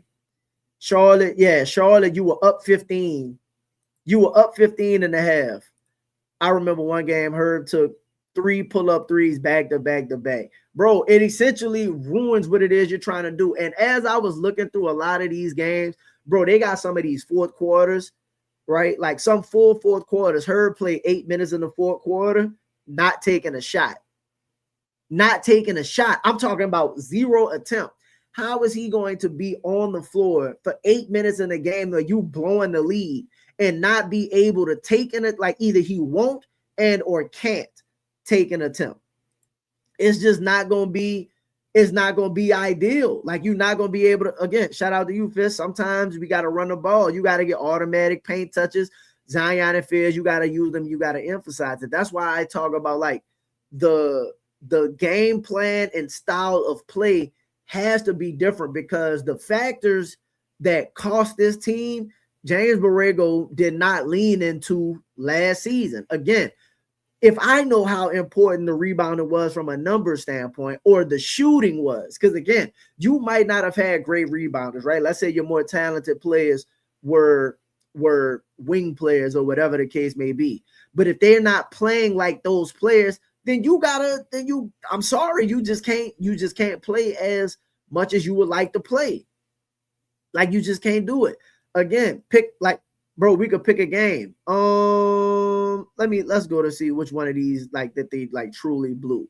Again, some games they were up 14, smoked that one. I'm pretty sure that's probably the Portland game, if I'm not mistaken. Let me see, what number is that? 25? No, that's the Cleveland game. Do everybody remember the Cleveland game? You up 14. You were up 14 in the fourth quarter. Up 14 in the fourth quarter, and I'm talking about midway through the fourth quarter. You up 14, then you proceed to get outscored 18-35. 18-35. You got out rebounded 5-19 in the fourth quarter. You just can't do it. You cannot win that way, right? And then you go into the shooting. Let's see. They shot 5 for 16 in the fourth, and then they let Cleveland go 13 for 25 in the fourth quarter. You went 0 for 5 from 3. They went 4 for 10 from 3. That's how teams walk you down.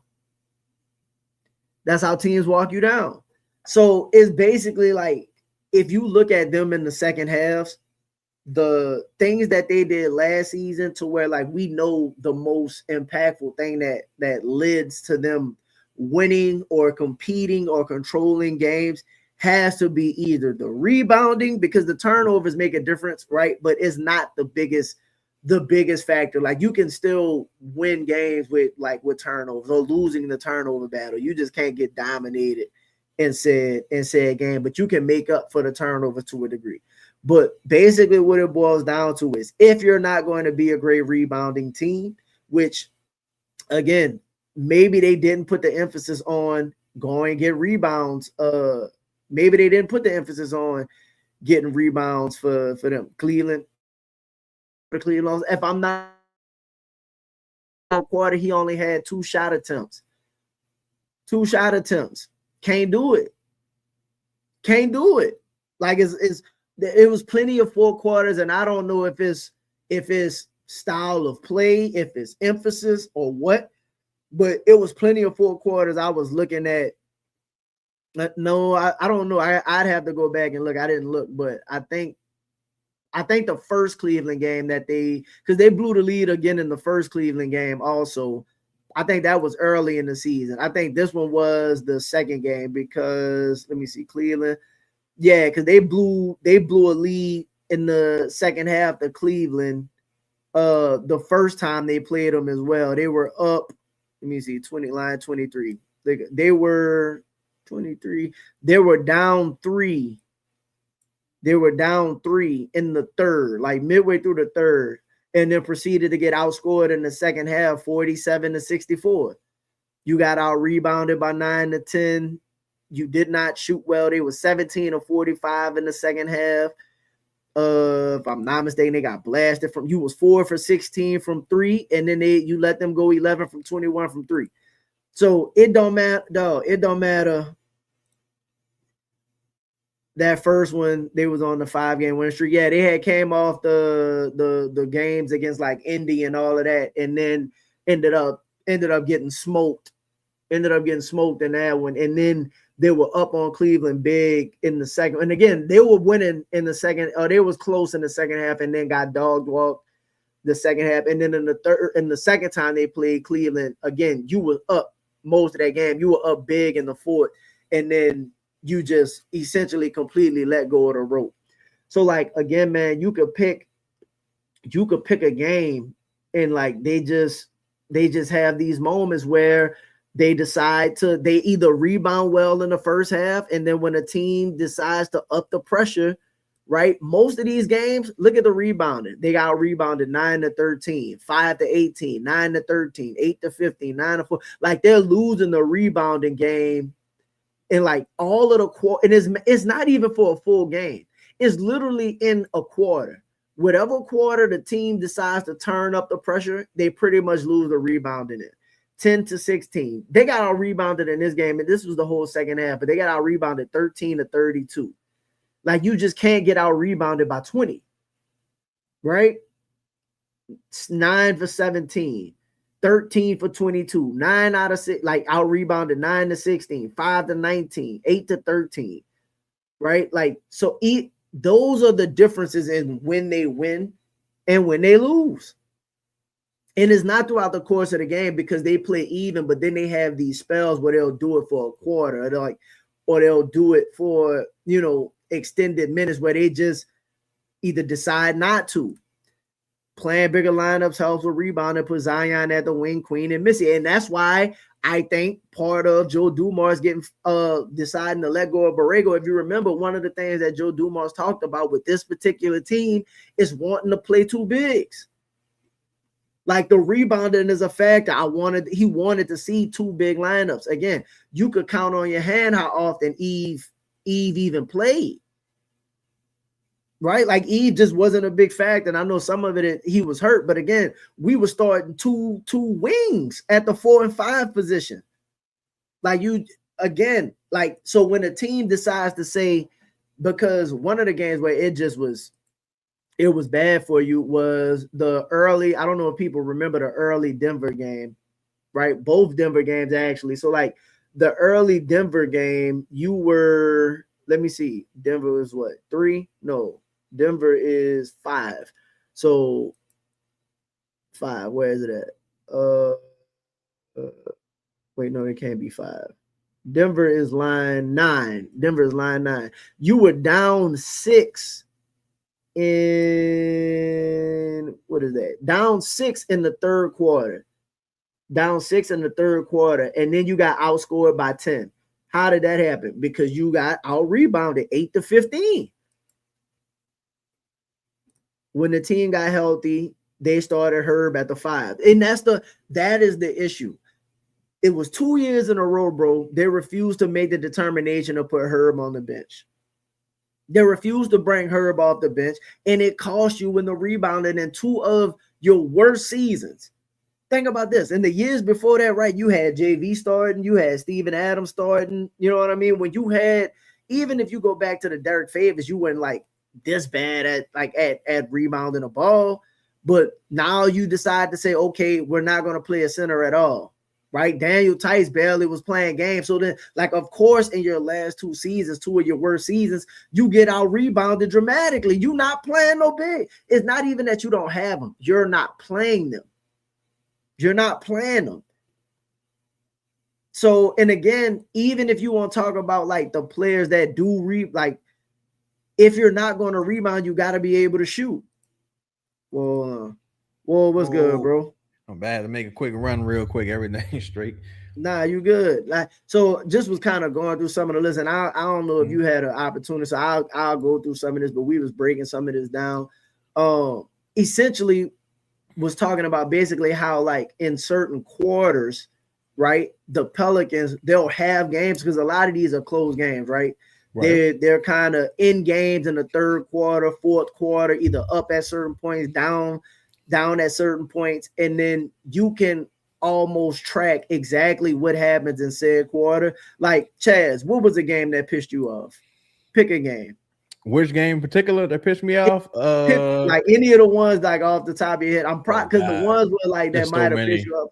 I might have on maybe 25. I wonder if it's gonna be on the list. Maybe Memphis. It was a cup game. There was a cup game. I got that one when they blew they got dominated in the second half. The game that pissed me off the most was the Chicago game, New Year's Eve. But the Memphis game, that was a cup game. I was especially disappointed in that game. The Memphis game, right? They were up 15 at the half. Up 15 at the half. And then proceeded to get outscored in the third and fourth quarter. 54-69. The rest of the way, they got out rebounded 13-22, so they got dominated on the boards. And I don't think what was the threes. The threes wasn't that bad because they did. Well, no, this wasn't no Bane. This because Bane was So in the threes, you actually won the 3-point battle. 9, like they shot more threes and all. So the threes didn't kill you, but it was the rebounds. It was the rebounds in the second half. You got out rebounded 13-22 throughout the second half. You just gave up too many second chance opportunities, and they 28 for 45. That's 5 more attempts that they got than you, and you were only 22 for 40. So like every time you look at it, and then I'm pretty sure if you remember, some of the lineups didn't have, like, I don't even think Eves did. Was that the game where they went Memphis? That's the game where Zion tried to go to Eve in OT and it got blocked. I don't recall, but if that's the cup game, that is the game I believe went to overtime. Because Zion hit the go ahead bucket to send it to overtime. It should have been a fucking and one. Yeah, that's the same game. They ended up getting walked down, and that's the only reason you even not getting out rebounded more. So the point that I was essentially making is, when you're playing these lineups, right? These Herb Jones lineup, bro. Did you know? We was talking about like rebounding. Did you know that last year Jeremiah Fizz averaged more rebounds than Herb Jones? I could believe it. I think Herb only averaged 3, if I'm not mistaken. Yeah, 3. Yeah, but Herb's he's just not a good rebounder. But again, he's not a good shooter also. So if the two things that impact your games the most, you're winning the most, or shooting and rebounding, you can't have the guy playing 30 plus minutes a game that does not rebound and does not shoot. Like you just can't do it. Especially if you start at the 5. It's so hard to have honest discussions about the Pelicans and some of their struggles, because it's one of those things where it's like, you have to watch the games. Like, you have to watch the games. There's so many things analytically that support certain stuff. Like even tonight in some of our discussions, shout out to the chat, it's like, what, Herb's off on numbers, Derek led the team in rebounding, et cetera, et cetera. It's like, you gotta watch the games. Like, and I'm sure, like, I'm not saying people don't watch the games. I'm saying like, for its proper context, it like watching the games, you'd be like, I don't see these off on numbers, dog. Like I'm watching this game, and I notice when you come on the court, that's when shit go bad. So again, if a person has a strength, you don't necessarily. If a person has a strength that doesn't necessarily maximize the rest of the team, or some of your better players, I don't understand why they're out there in closing positions, man. I just don't. In closing games, closing quarters, I don't get it. I don't get it, bro. I completely agree. I wanna do something real quick. Very, very interesting, because people think you're picking on people when you say certain things, or you pull up. It can come across that way. Right. And I'm really not trying to do that, because part of my issue is that I do not know if this team, because they lost a lot of games based on the rebounding and the shooting. What I do know is that Jordan Poole didn't even get he got DNP'd for a lot of the season. Right. And then I know that Eves was not even a starter. You know what I mean? So like the two things that impacted you the most, just from a structural, that's why people said, like, bro, they easily could have won 10 more games. You know what I mean? Or absolutely. James Borrego was awful. It's because when you just think about, when you show the numbers and you say, we need to get better official rebounder, right? Or we need to get a center. It's kind of like, how about we start by just playing the motherfucking center? Like, can we start with just playing the center? At least it's like, okay, we need to get more shooting. It's like, let's play the guys that actually shoot well. Like that's why I think you're concept. Yeah. So it's just so real quick, bro. I wanna do this, and then we'll get ready to kind of like wrap up and get out of this. Pick one of the games that like frustrated you, right? It's gonna be one of the losses, and I want to look at whichever quarter they fucked it up in. What was the reason behind like the fourth quarter? Because what people like underestimate, like some of those games, right? Like Zion might have had, like there's a couple of those four quarters I'm looking through. Zion got 2 attempts. You can't play 8 minutes and only have 2 attempts, bro. Like it's just, especially in a game that's like close or determining anything, right? It's multiple fourth quarters, bro. Herb won't have an attempt. Like 10 minutes, no attempts. How, and you wonder why you get walked down. So it's kind of like, for the sake of being different, I'll just say the Milwaukee game after the new year. I think it was in Milwaukee. It went into overtime. Cause they had yeah. Yeah, that's the one I think when Curry was going crazy.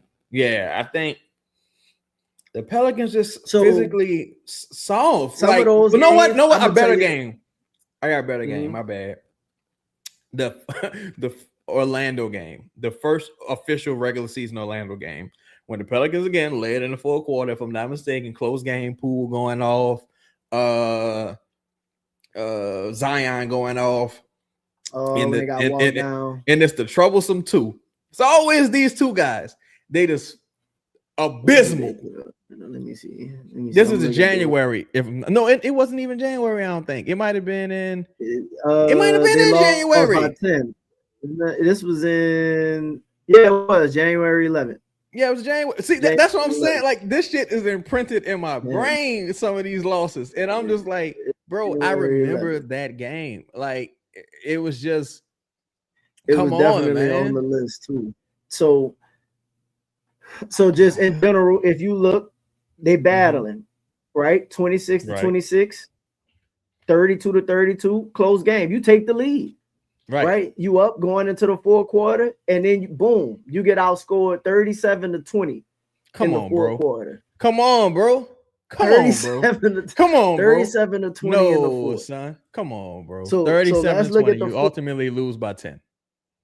Let's look at the fourth. See what happens in the fourth. So how did this is you go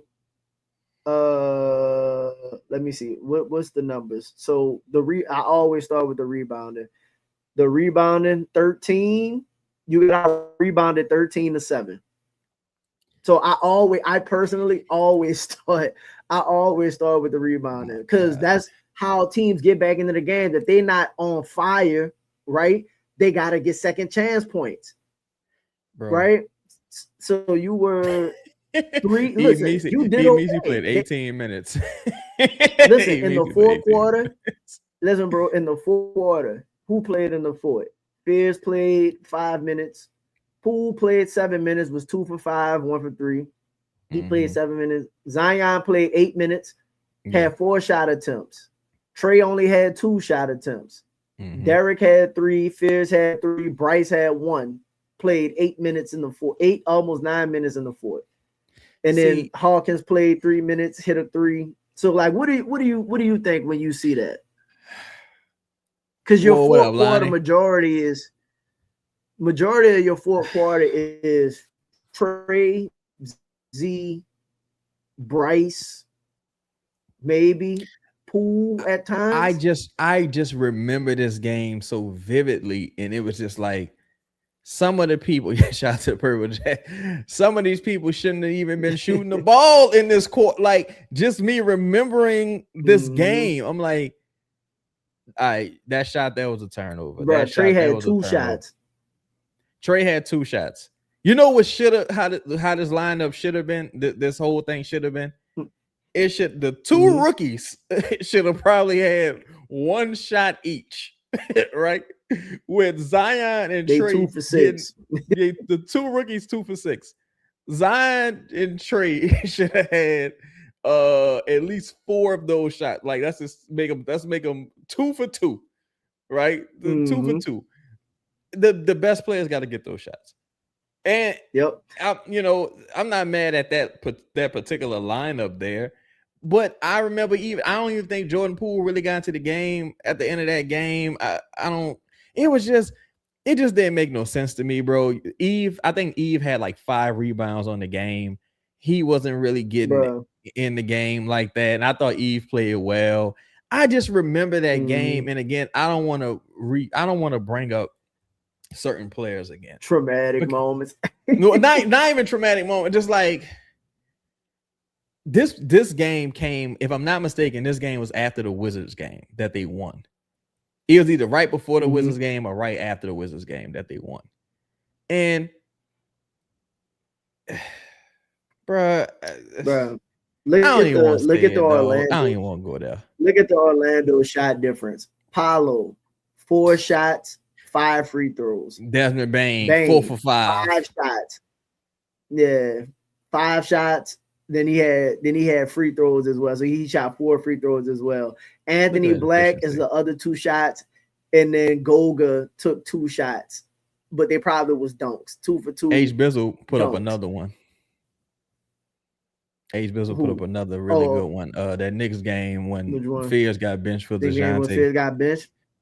So I know why that one ain't on my list, but we could absolutely look at that game. It's not on my list because they weren't like that game was pretty much close all game, right? So how I created the list earlier was if you like if it was like nip and tuck all game, I kind of counted that as that could go either way.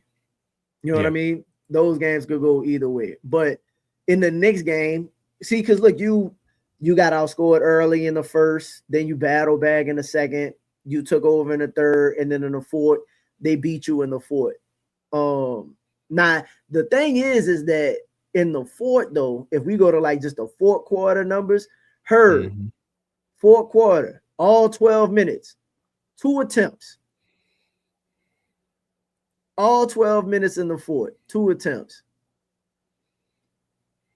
Like, I just, even if the game is close, I can't do it. Zion 3 attempts, Trey 3 attempts, DeJounte took 2. He only played 2.5 minutes, almost 3 minutes, but he's came shooting that bitch when he got in. Fears was balling 5 for 5, played 9 minutes of the fourth. Fears got to close. They had 11 points in the fourth quarter. 11 points in the fourth quarter. I think it was either. No, Iceman ain't been back. He ain't been back. Fist not yet. Shout out to Iceman. Iceman Reed. Nah, I haven't seen Iceman. Man, just look at this. Look, just look at this. And see, this is my point here, where it's just like, bro, of course, all these guys are capable of getting better and playing better. But okay, somebody tell me why her about here, bro. Somebody tell me why her about here. Somebody tell me. Look, tell me why Eve got 4 minutes. Tell me why DeJounte out here. Like this, like I don't get it. Like there's somebody tell me like what some of these brothers doing out here in this situation, especially when the Fierce was cooking. Herb was out there to defend Brunson, right? And what Brunson dropped on 4 for 5. 4 for 5, 7 for 7 from the free throw line, 15 points in the fourth quarter. Man, bro, this is what I'm saying, son. This is what I'm saying. That shit don't matter a lot of the times, bro. That shit don't matter. Like, you could be the best defender in the league. When them fucking dudes show up, when them guys show up, it's nothing you can do. You're going to have to just fight back the best way you can. And that's going to be hitting buckets. You got to get buckets. If you're an inefficient ass scorer or you can't score, period, none of that other shit matter, dog. Like, you got to be able to keep motherfuckers off the glass or keep them from driving on you, force turnovers, get to the free throw line. You gotta be able to do something. There's so many instances in my mind. That's why I'm not trying to point out players specifically, but I remember so many times where it's like, that's a dumbass shot. Okay, let's go down, score on the other end. Oh, you gave up an offensive rebound. They just scored again. Like, the reason I bring this up is because somebody told, like, the word is that Herb just impacts winning, plus minuses and all of that. But if I look at, and it's not just winning, all right, it's not to pick on Herb. What do we say matters at the end of the games? See, like Z, you got to have more than 3 shots, right? But Fears was cooking, so I get that. You let Fears kind of do his thing. Those were your 2 that was kind of carrying in the fort. It was Z and Fears. But Herb, 1 for 2, no rebounds, no assists, no steals, no blocks. And then the guy that's supposed to be the guy go for 15 in the fort in only 7 minutes. Only 7 minutes. So what are we talking about, bro? What are we talking about? That's the shit that I be like, don't tell me about, like, when we look at the game, like when I tell people, bro, I watch the games, this is what I be meaning when I be like, I watch the games. Because you don't have to pull up the stats to like see it. We know Zion wasn't effective and stuff like that, but when you say, no, Herb wasn't doing shit in a lot of these games, what is Herb doing? Right? This is what I mean. I think we just got too many players with afros on the team, dog. And at this, it's just too many players with afros on the team. And I'm like, and I think I don't know. I think some of the shit is at this point, it's no nutritional value there with some of these numbers. Like some of these numbers, it's just not a ton of nutritional value there. I think some people might feel that way about Zion as well. But I'm just saying, generally speaking, it's just like, it's like Herb's not a good player. Like, and that's at this stage. Let's say if you thought he was, he's not one anymore. Now, maybe he becomes one again. Who knows? But we can only talk about today. Today, he's not a good player. And that's what it boils down to. Like, Derek's a second is a rookie, so you don't expect him to be good. But today, he's not a very good player. You know what I'm saying? Like, the Lakers walked us down in the fort. Oh my God! To me, this is the Herb game. This is Herb's first game back from injury. Herb just wilding the fuck. So you battling in this game, right? Close. Make sure y'all hit that like button too, man, because you can't get no analytics like this nowhere else, bro. So look, this will be the last one we talk about. I go to the play-by-play also, so you could actually see what we talk about. Go to the fort, and then you could check it. 4-point game to start the fourth quarter. 1-point game, right? So the game close, tie game. Midway through. So you compete in this game. And look, you have an opportunity. And look, I remember this 3 by Herb. I remember this. This 3. And here's the first issue. Why the fuck is Micah Peavy and Herb Jones both in the game at the same time?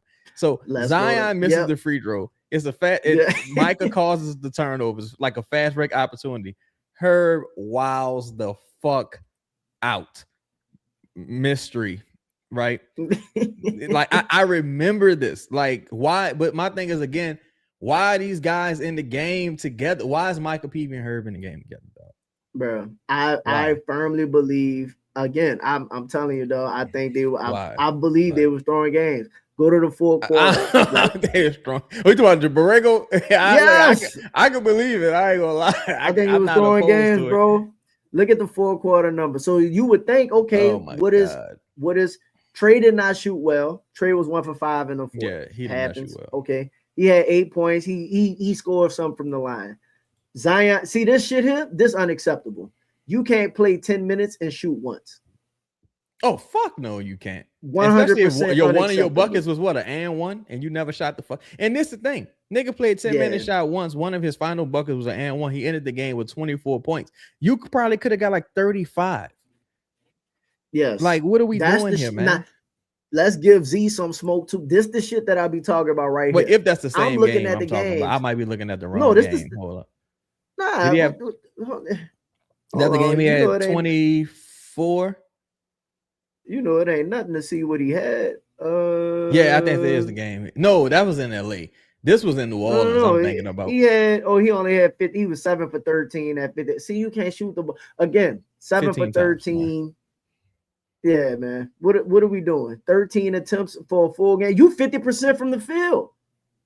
You 50% from the field. 4 rebounds, not enough. 5 assists, not enough. 1 steal, 1 block, 3 turnovers. He didn't have a good game. Trey was pulling that hole. Yeah, Trey balled the fuck out. Trey shot that bit 30 times. Yeah, look, that's all. Okay. Trey had 42, if I'm not mistaken, right? Yes. So Trey was balling the fuck out. Dog, Herb had played 35 minutes, went 1 for 9, 1 for 6 from beyond the arc, 3 rebounds, no assists, 1 turnover, 1 steal. 3 rebounds? I said, man, come on, bro. Why we couldn't get no more Eves minutes? Eves in 15 minutes, 3 for 4, 6 rebounds. Only played 15 minutes though. 3 for 4 and 6 rebounds. This the thing that really gets me as well.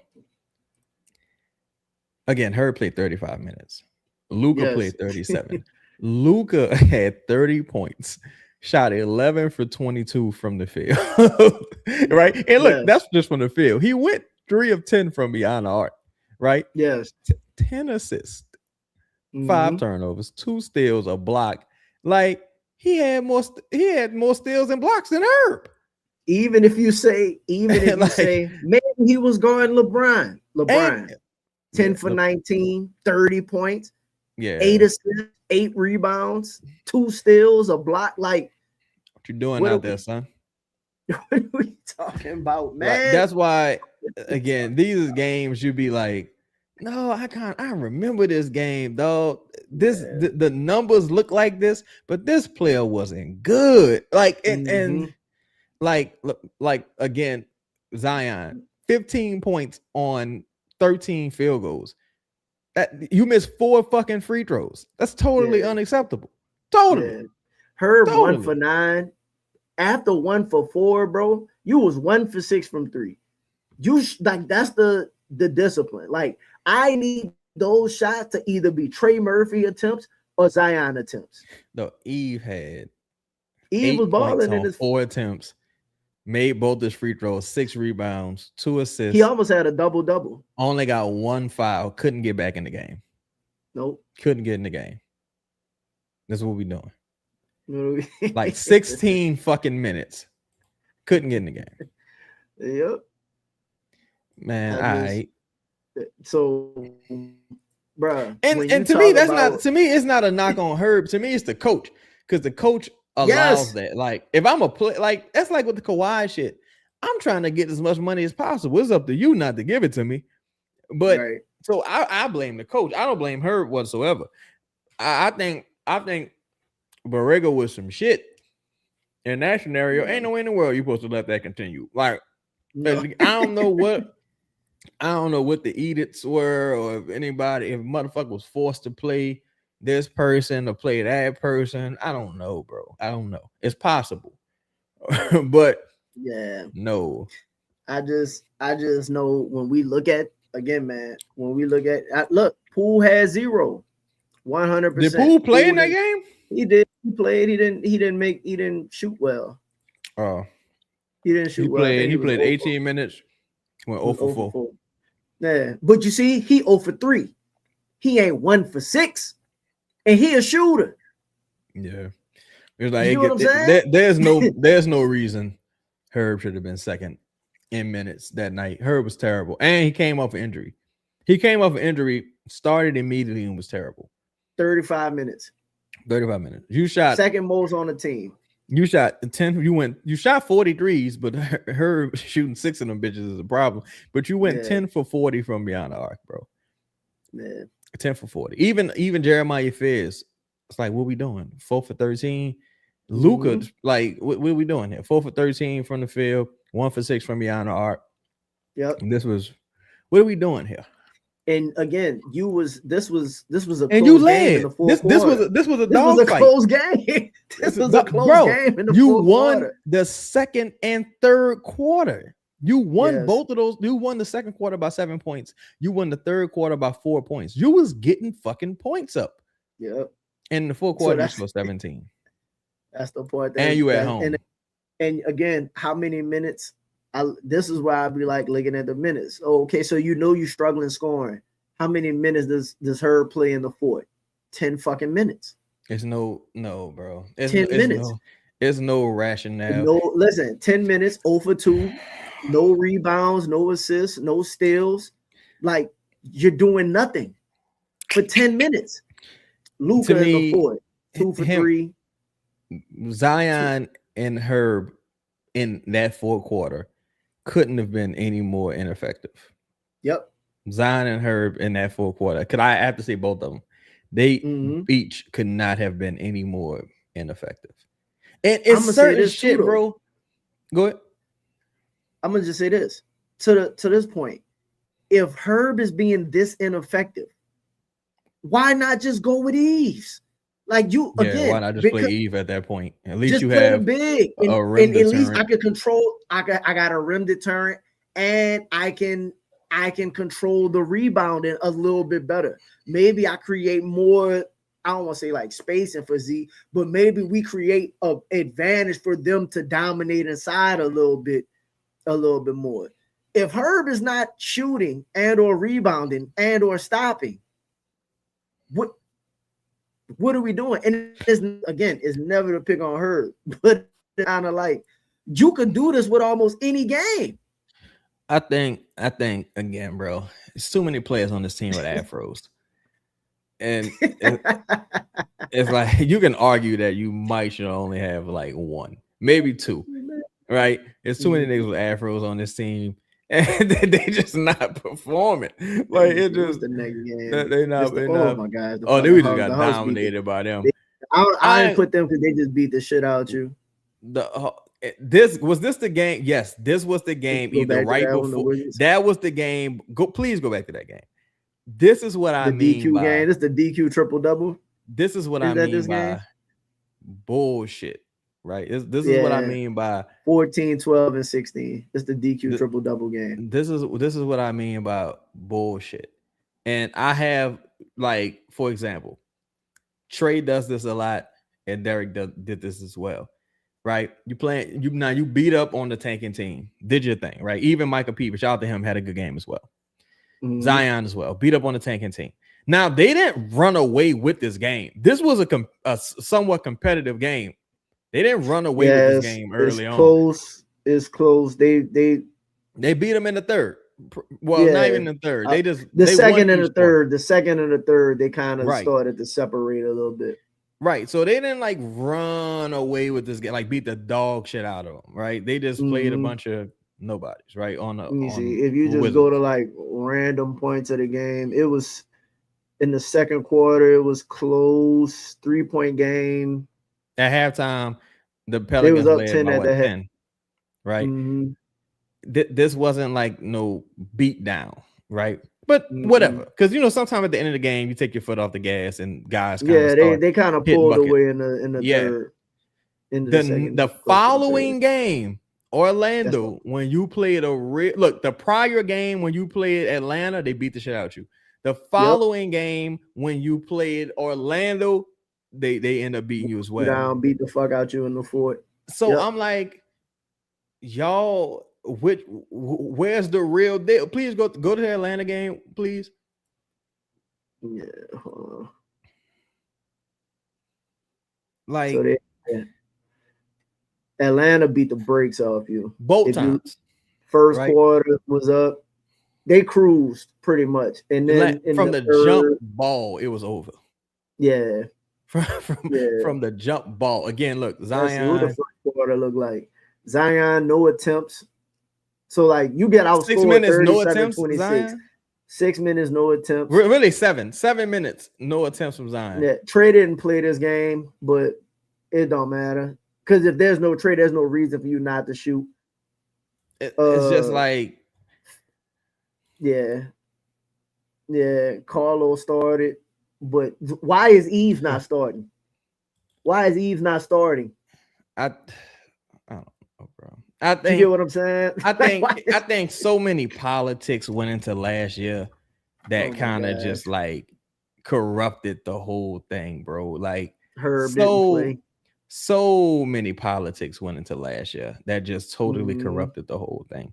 And Zion, of course, took the easy way out in a lot of instances, as far as like, you're gonna let Jalen I'm just out here to get my minutes. Yeah, I'm just out here. I'm just out here so I can hit my benchmarks. And that's why I said I'm not backing down on this, man. And I hope, listen, bro, I hope that's not the Z last season did not play with the same intensity that he typically plays in. Fervor. And the numbers bear it out, because when this team is starting to walk away from you, 26-37, when does he get fucking subbed out of this game? I'm sorry, though.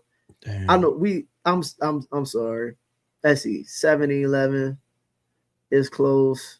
When does he get subbed out? Probably around like 6 minute mark. Turnover, offensive rebound. No, he played at the 5 minute mark. I subbed out at the 5 minute mark. Y'all were down. You was down 8. So 7 minutes go by, bro. You don't take a shot. You know what? You got to be better than that, bro. I just really dislike that trade. I just really dislike that trade, bro. Like, I just really dislike it. And I'm glad that we get into a point where it's like, because for a second people had stopped disliking it. I'm glad people are back to disliking the trade, because I really dislike that trade. But that's really all. Too. That's really all I got for this. This, when I go through the breakdowns, all I really got is that this was a bad idea. And like the whole, like everything is just like, come on, man.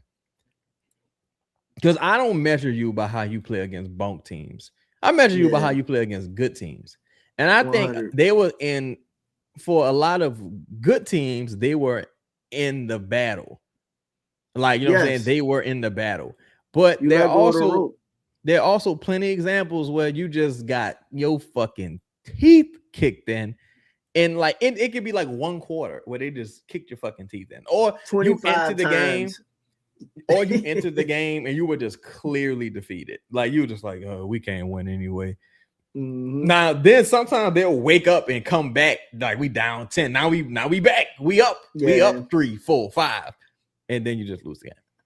They lost, not counting the 2, they lost 24 games by double digits or more. So like, and then again, just to go back to talking about like the numbers of it, the aspect of it is like, when you get out rebounded, outshot, and you turning that bitch over. And a lot of this is attempts, you know what I mean? Who you playing, like roster utilization. So I'm glad we was able to have this this episode and this exercise, because again, man, we 2.5 hours and appreciate everybody. If you make it this far, make sure you hit the like button. Yes, but indeed. The whole concept of all of this is not just talking about analytics and be like, oh, this person's plus minus is this, or this and again, the wins matter. Don't get me wrong. But these motherfucking majority of the games you played, you lost. What happened in your losses? How did you lose them?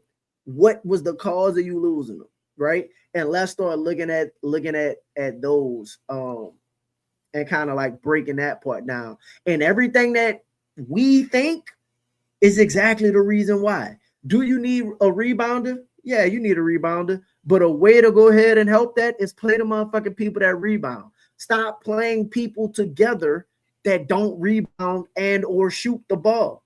Right. Or if somebody's not shooting the ball or rebounding, let's say one of your rebounders aren't rebounding today. Get that motherfucker out the game, because that's not like if he's not doing today, the thing that he does.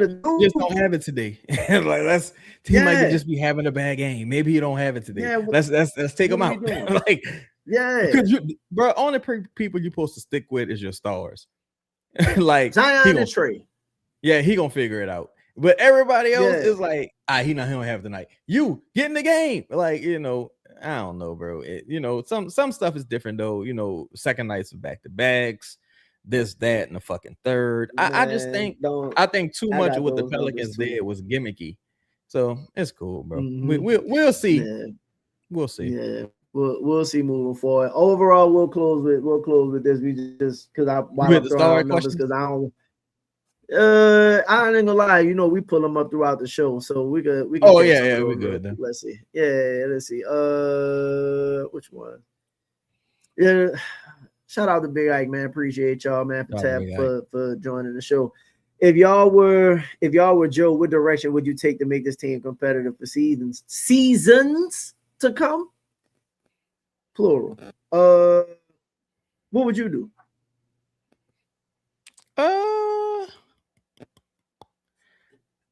Right now, I probably would right now. I would try to use some resources to just go get Sabonis for the short term. Mm-hmm. Now, after that, I could I got to get to next year because, in my opinion, I don't think tomorrow exists if you're a bad team this year. Like you might well pack it up and you might well pack it all up. Honestly, it's a wrap. If you're a bad team this year, just pack it up. Like like you blowing it up, you nuking it anyway. In my opinion, if you bad, I mean, just like across the board. I'm saying like you gotta fire Troy if you're bad. You gotta start trading people. You gotta a lot of shit gotta happen if you bad this year on the real. Because at this point, you might you could put a nail in the coffin for the fan base. So that's why I would try to. You would have to end up with the number 1 overall pick to shake that off. And that's if people even like this draft. If you get Andrew Wiggins, people like, man, go to hell. I give a fuck. You know what I'm saying? Like, if it's that type of number 1 pick, it's like, all right, or recent shit. It's like, man, go to hell. I think if Stokes the number 1, that's gonna be interesting. But you definitely got to move people. Oh, appreciate y'all, Zilla. Holding to see if the new medical staff and keeping players healthy, but also getting them back in a reasonable time seems like a good idea to me to get their value back with Mosley coaching. Yeah, man. Yeah. I agree with Shaq, man. I think it's just hard to not live in the past when you're still dealing with some of the consequences. You know what I'm saying? It's hard to just because that frames how you move. Like, damn, I just gave up 2 first. I can't give up another one. And I understand it, but it's like sometimes the only way out. Sometimes the only way out is to go deeper into the building. Like you got sometimes. Like that movie, People Under the Stairs. Your girl told the fools, and sometimes, and it is out. Like you gotta get, sometimes look, you gotta go back to that table and just throw the motherfucking dice. It's like, one more time. I got my money back, bitch. I got my money back. I'm gone. Like we'll see. Somebody call their bluff or make them. Make them a decent enough offer. I think that type of situation is going to happen in the season, though, to be honest, because everybody chilling right now. Yeah, one thing I will say, I don't think they're being foolish at all. Yeah. I don't think they're being foolish at all. I think they're being apprehensive and maybe cautiously optimistic, but still, I'm kind of like, hey, you got to win this season. And some of them shortcomings can't correct themselves with coaching. Some of those shortcomings is like you gotta get lucky. Like you gotta get lucky. Yeah, 100%. Coaching played a big part in some of them losses, obviously, especially after going through that breakdown just now. Not calling timeouts. Forget all those lineups, not drawing up plays for trade, taking players out when they're on fire. Let's see what the coaching looks like. Also, not getting players subbed in time, not forcing players to be aggressive. Just the overall scheme, man. Last year was. It was a shit show, bro. You know what I think? Another underrated shortcoming of the Pelicans. I think the Pelicans lack athleticism again. Yeah, I agree. They had got to a point where they were starting to catch up a little bit with the league, but now I think you back to you kind of lack good athletes right now. And one or two. There's not many players that can just catch a lob. Like I think. It's not really. Yeah, it's not many I saw Fears and Sadiq Bey missing dunks. like, oh, y'all gotta wait a minute now. we gotta get bigger, stronger, faster. Like, man. Yeah, we'll see how that goes. And then last one, man. I'm still holding out on shout out to H Bizzle, man. Appreciate y'all. But I'm still holding out judgment on Queen. We always talk about how the previous staff couldn't develop players like Trey did. I'll give him more time with better coaching. I agree with that. Yeah, I totally agree with H Bizzle. I say that I think for me, it just like some of the stuff is stuff I've heard behind the scenes that kind of paints my perspective a bit. And, of course, me watching all these games, I'm like, what the fuck? But also, it's like my evaluation of him is lower than some. So that might seem like I'm being like a little more hypercritical, and maybe I am. But it's like, I hope everything works out for him. Shit, because he on the team. Yeah. Like he gonna, and shout out, like I agree. Yeah, so. I agree with H Bizzle. So it's just like I think putting him in a position to succeed and him buying into that, I think can definitely to H Bizzle's great point. I think it definitely could pay some dividends. But I think this the year, and it's not his fault. It's whoever is Troy in them, but this the year. Yeah. To that question, what I would do, I ain't gonna lie. I would sacrifice a future first for where today, and I feel like I'm not set, but I feel like I'll be okay for like the next, because I got Fears and I got Ware, and I think like everything I got Fears, Ware, Trey, I'll be like I can sort the rest of this shit in the middle out if I need to. Tyron Stokes cool. That's what I'm saying. I think if you end up getting Stokes or one of them, I think you'll be the underside guard, right? No, I think Stokes like 6'7". That's not the white dude, huh? Nah, Tyron Stokes, your boy going, I think he's going to Kansas, if I'm not mistaken, this year. Oh, I'm scared of them Kansas players. They playing big shot for the losing. Man, y'all shout out the line. Yeah, man. We're gonna see, bro. I think it's gonna be interesting. I think it's definitely gonna be interesting to see, because there's a lot of mouths to feed out there. And I gotta ask Silver who that was. Who's an undersized guard? He had put it. No, he's talking about Jeremy Johnson. Oh yeah, the boy from Arkansas. Yeah, athletic. He's 6'2". He's 6'2". He a dog, but I think that one would be tough. That'll be like, goddamn, like you gotta be cold to go. Everybody else on the roster got to be 6'10". Yeah, 6'10". Yeah, man, you got to be able to shoot and play, make, and all of that. Like you got to do everything. I want to say this, don't send the message out, man. Shout out to Derek Queen, bro. Derek, you got a lot of. It's unfair, unwarranted pressure because it's not Derek. Again, Derek didn't trade for himself. This is, he was scouted and drafted. I would say just don't let, because so far he hasn't, as far as I've been told. Just don't let the pressure get to you. Go out and just dominate, man. Just go out and dominate, be smart, and ball the fuck out and dominate, man. Because you got a lot of people that everybody wants you to win. You just got to go out and do it at this point. You know what I'm saying? And that go for everybody. Because I done had this talk to Zion plenty of times on the show. Like, bro, just go do it, dog. Let's go do it. Like, listen, man, wouldn't nothing to be better than y'all just going to win a championship next year. Like, you know what I mean? Let's go win a series. You have a parade. Bro, listen, if DQ just want to go be MVP of the league, ain't nobody gonna be mad to say they was wrong. You know what I mean? I wouldn't. I was like, hey, it worked out. Dude was great. Who knew? So that's kind of where I'm at. Go get Ware at the full. We got Queen at the full. Fears, Ware. Then you just keep your own bigs and build through the draft. That would be I ain't gonna lie. That would be if I'm going with the young dude. That would be my plan. Boy, that was my plan. And just go give me a bunch of shooting. Man, I ain't even gonna pose this question, but I will say, if you was to ask for a big that's made in a lab right now, it would probably be Khalil Ware. If you was like, I need a center, like what was all the attributes you want him to have? Super athletic, he can shoot, he can rebound, he can block shots, And he's 7 foot tall. He's a real 7-footer. It's Khalil Ware. Like, go fucking trade. And he's on a rookie deal. Yeah, and he's on a rookie deal. And that's just like the icing on the motherfucking cake. Yeah.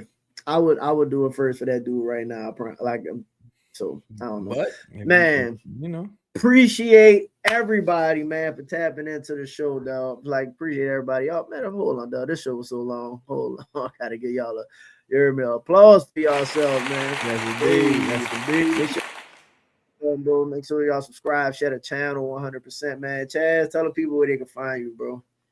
Man, you can find me at Cheddar Chaz 9 on YouTube and the original Cheddar Chaz channel, CHEDDACHAZ, the number 9 as a 9 ward, man. On No Pick Show, still probably going on a hiatus, but you know, this is relevant content we want to come out and give to the people, man. Again, shout out for all y'all support and sticking with us this summer, man. It really means a lot. Shout out to all the members, shout out to everybody, Pels and the Blender, shout out to Bayou Sniper, Nando, Cullen, everybody who launched their own shows and doing their own thing, man. Welcome aboard. Appreciate all y'all.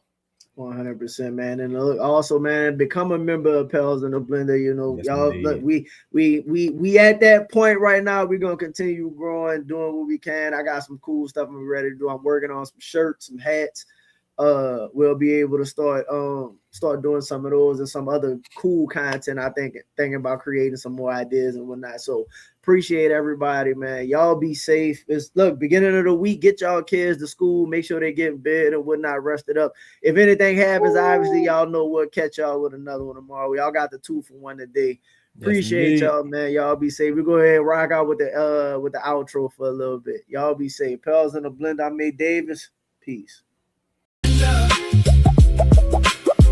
We good like that.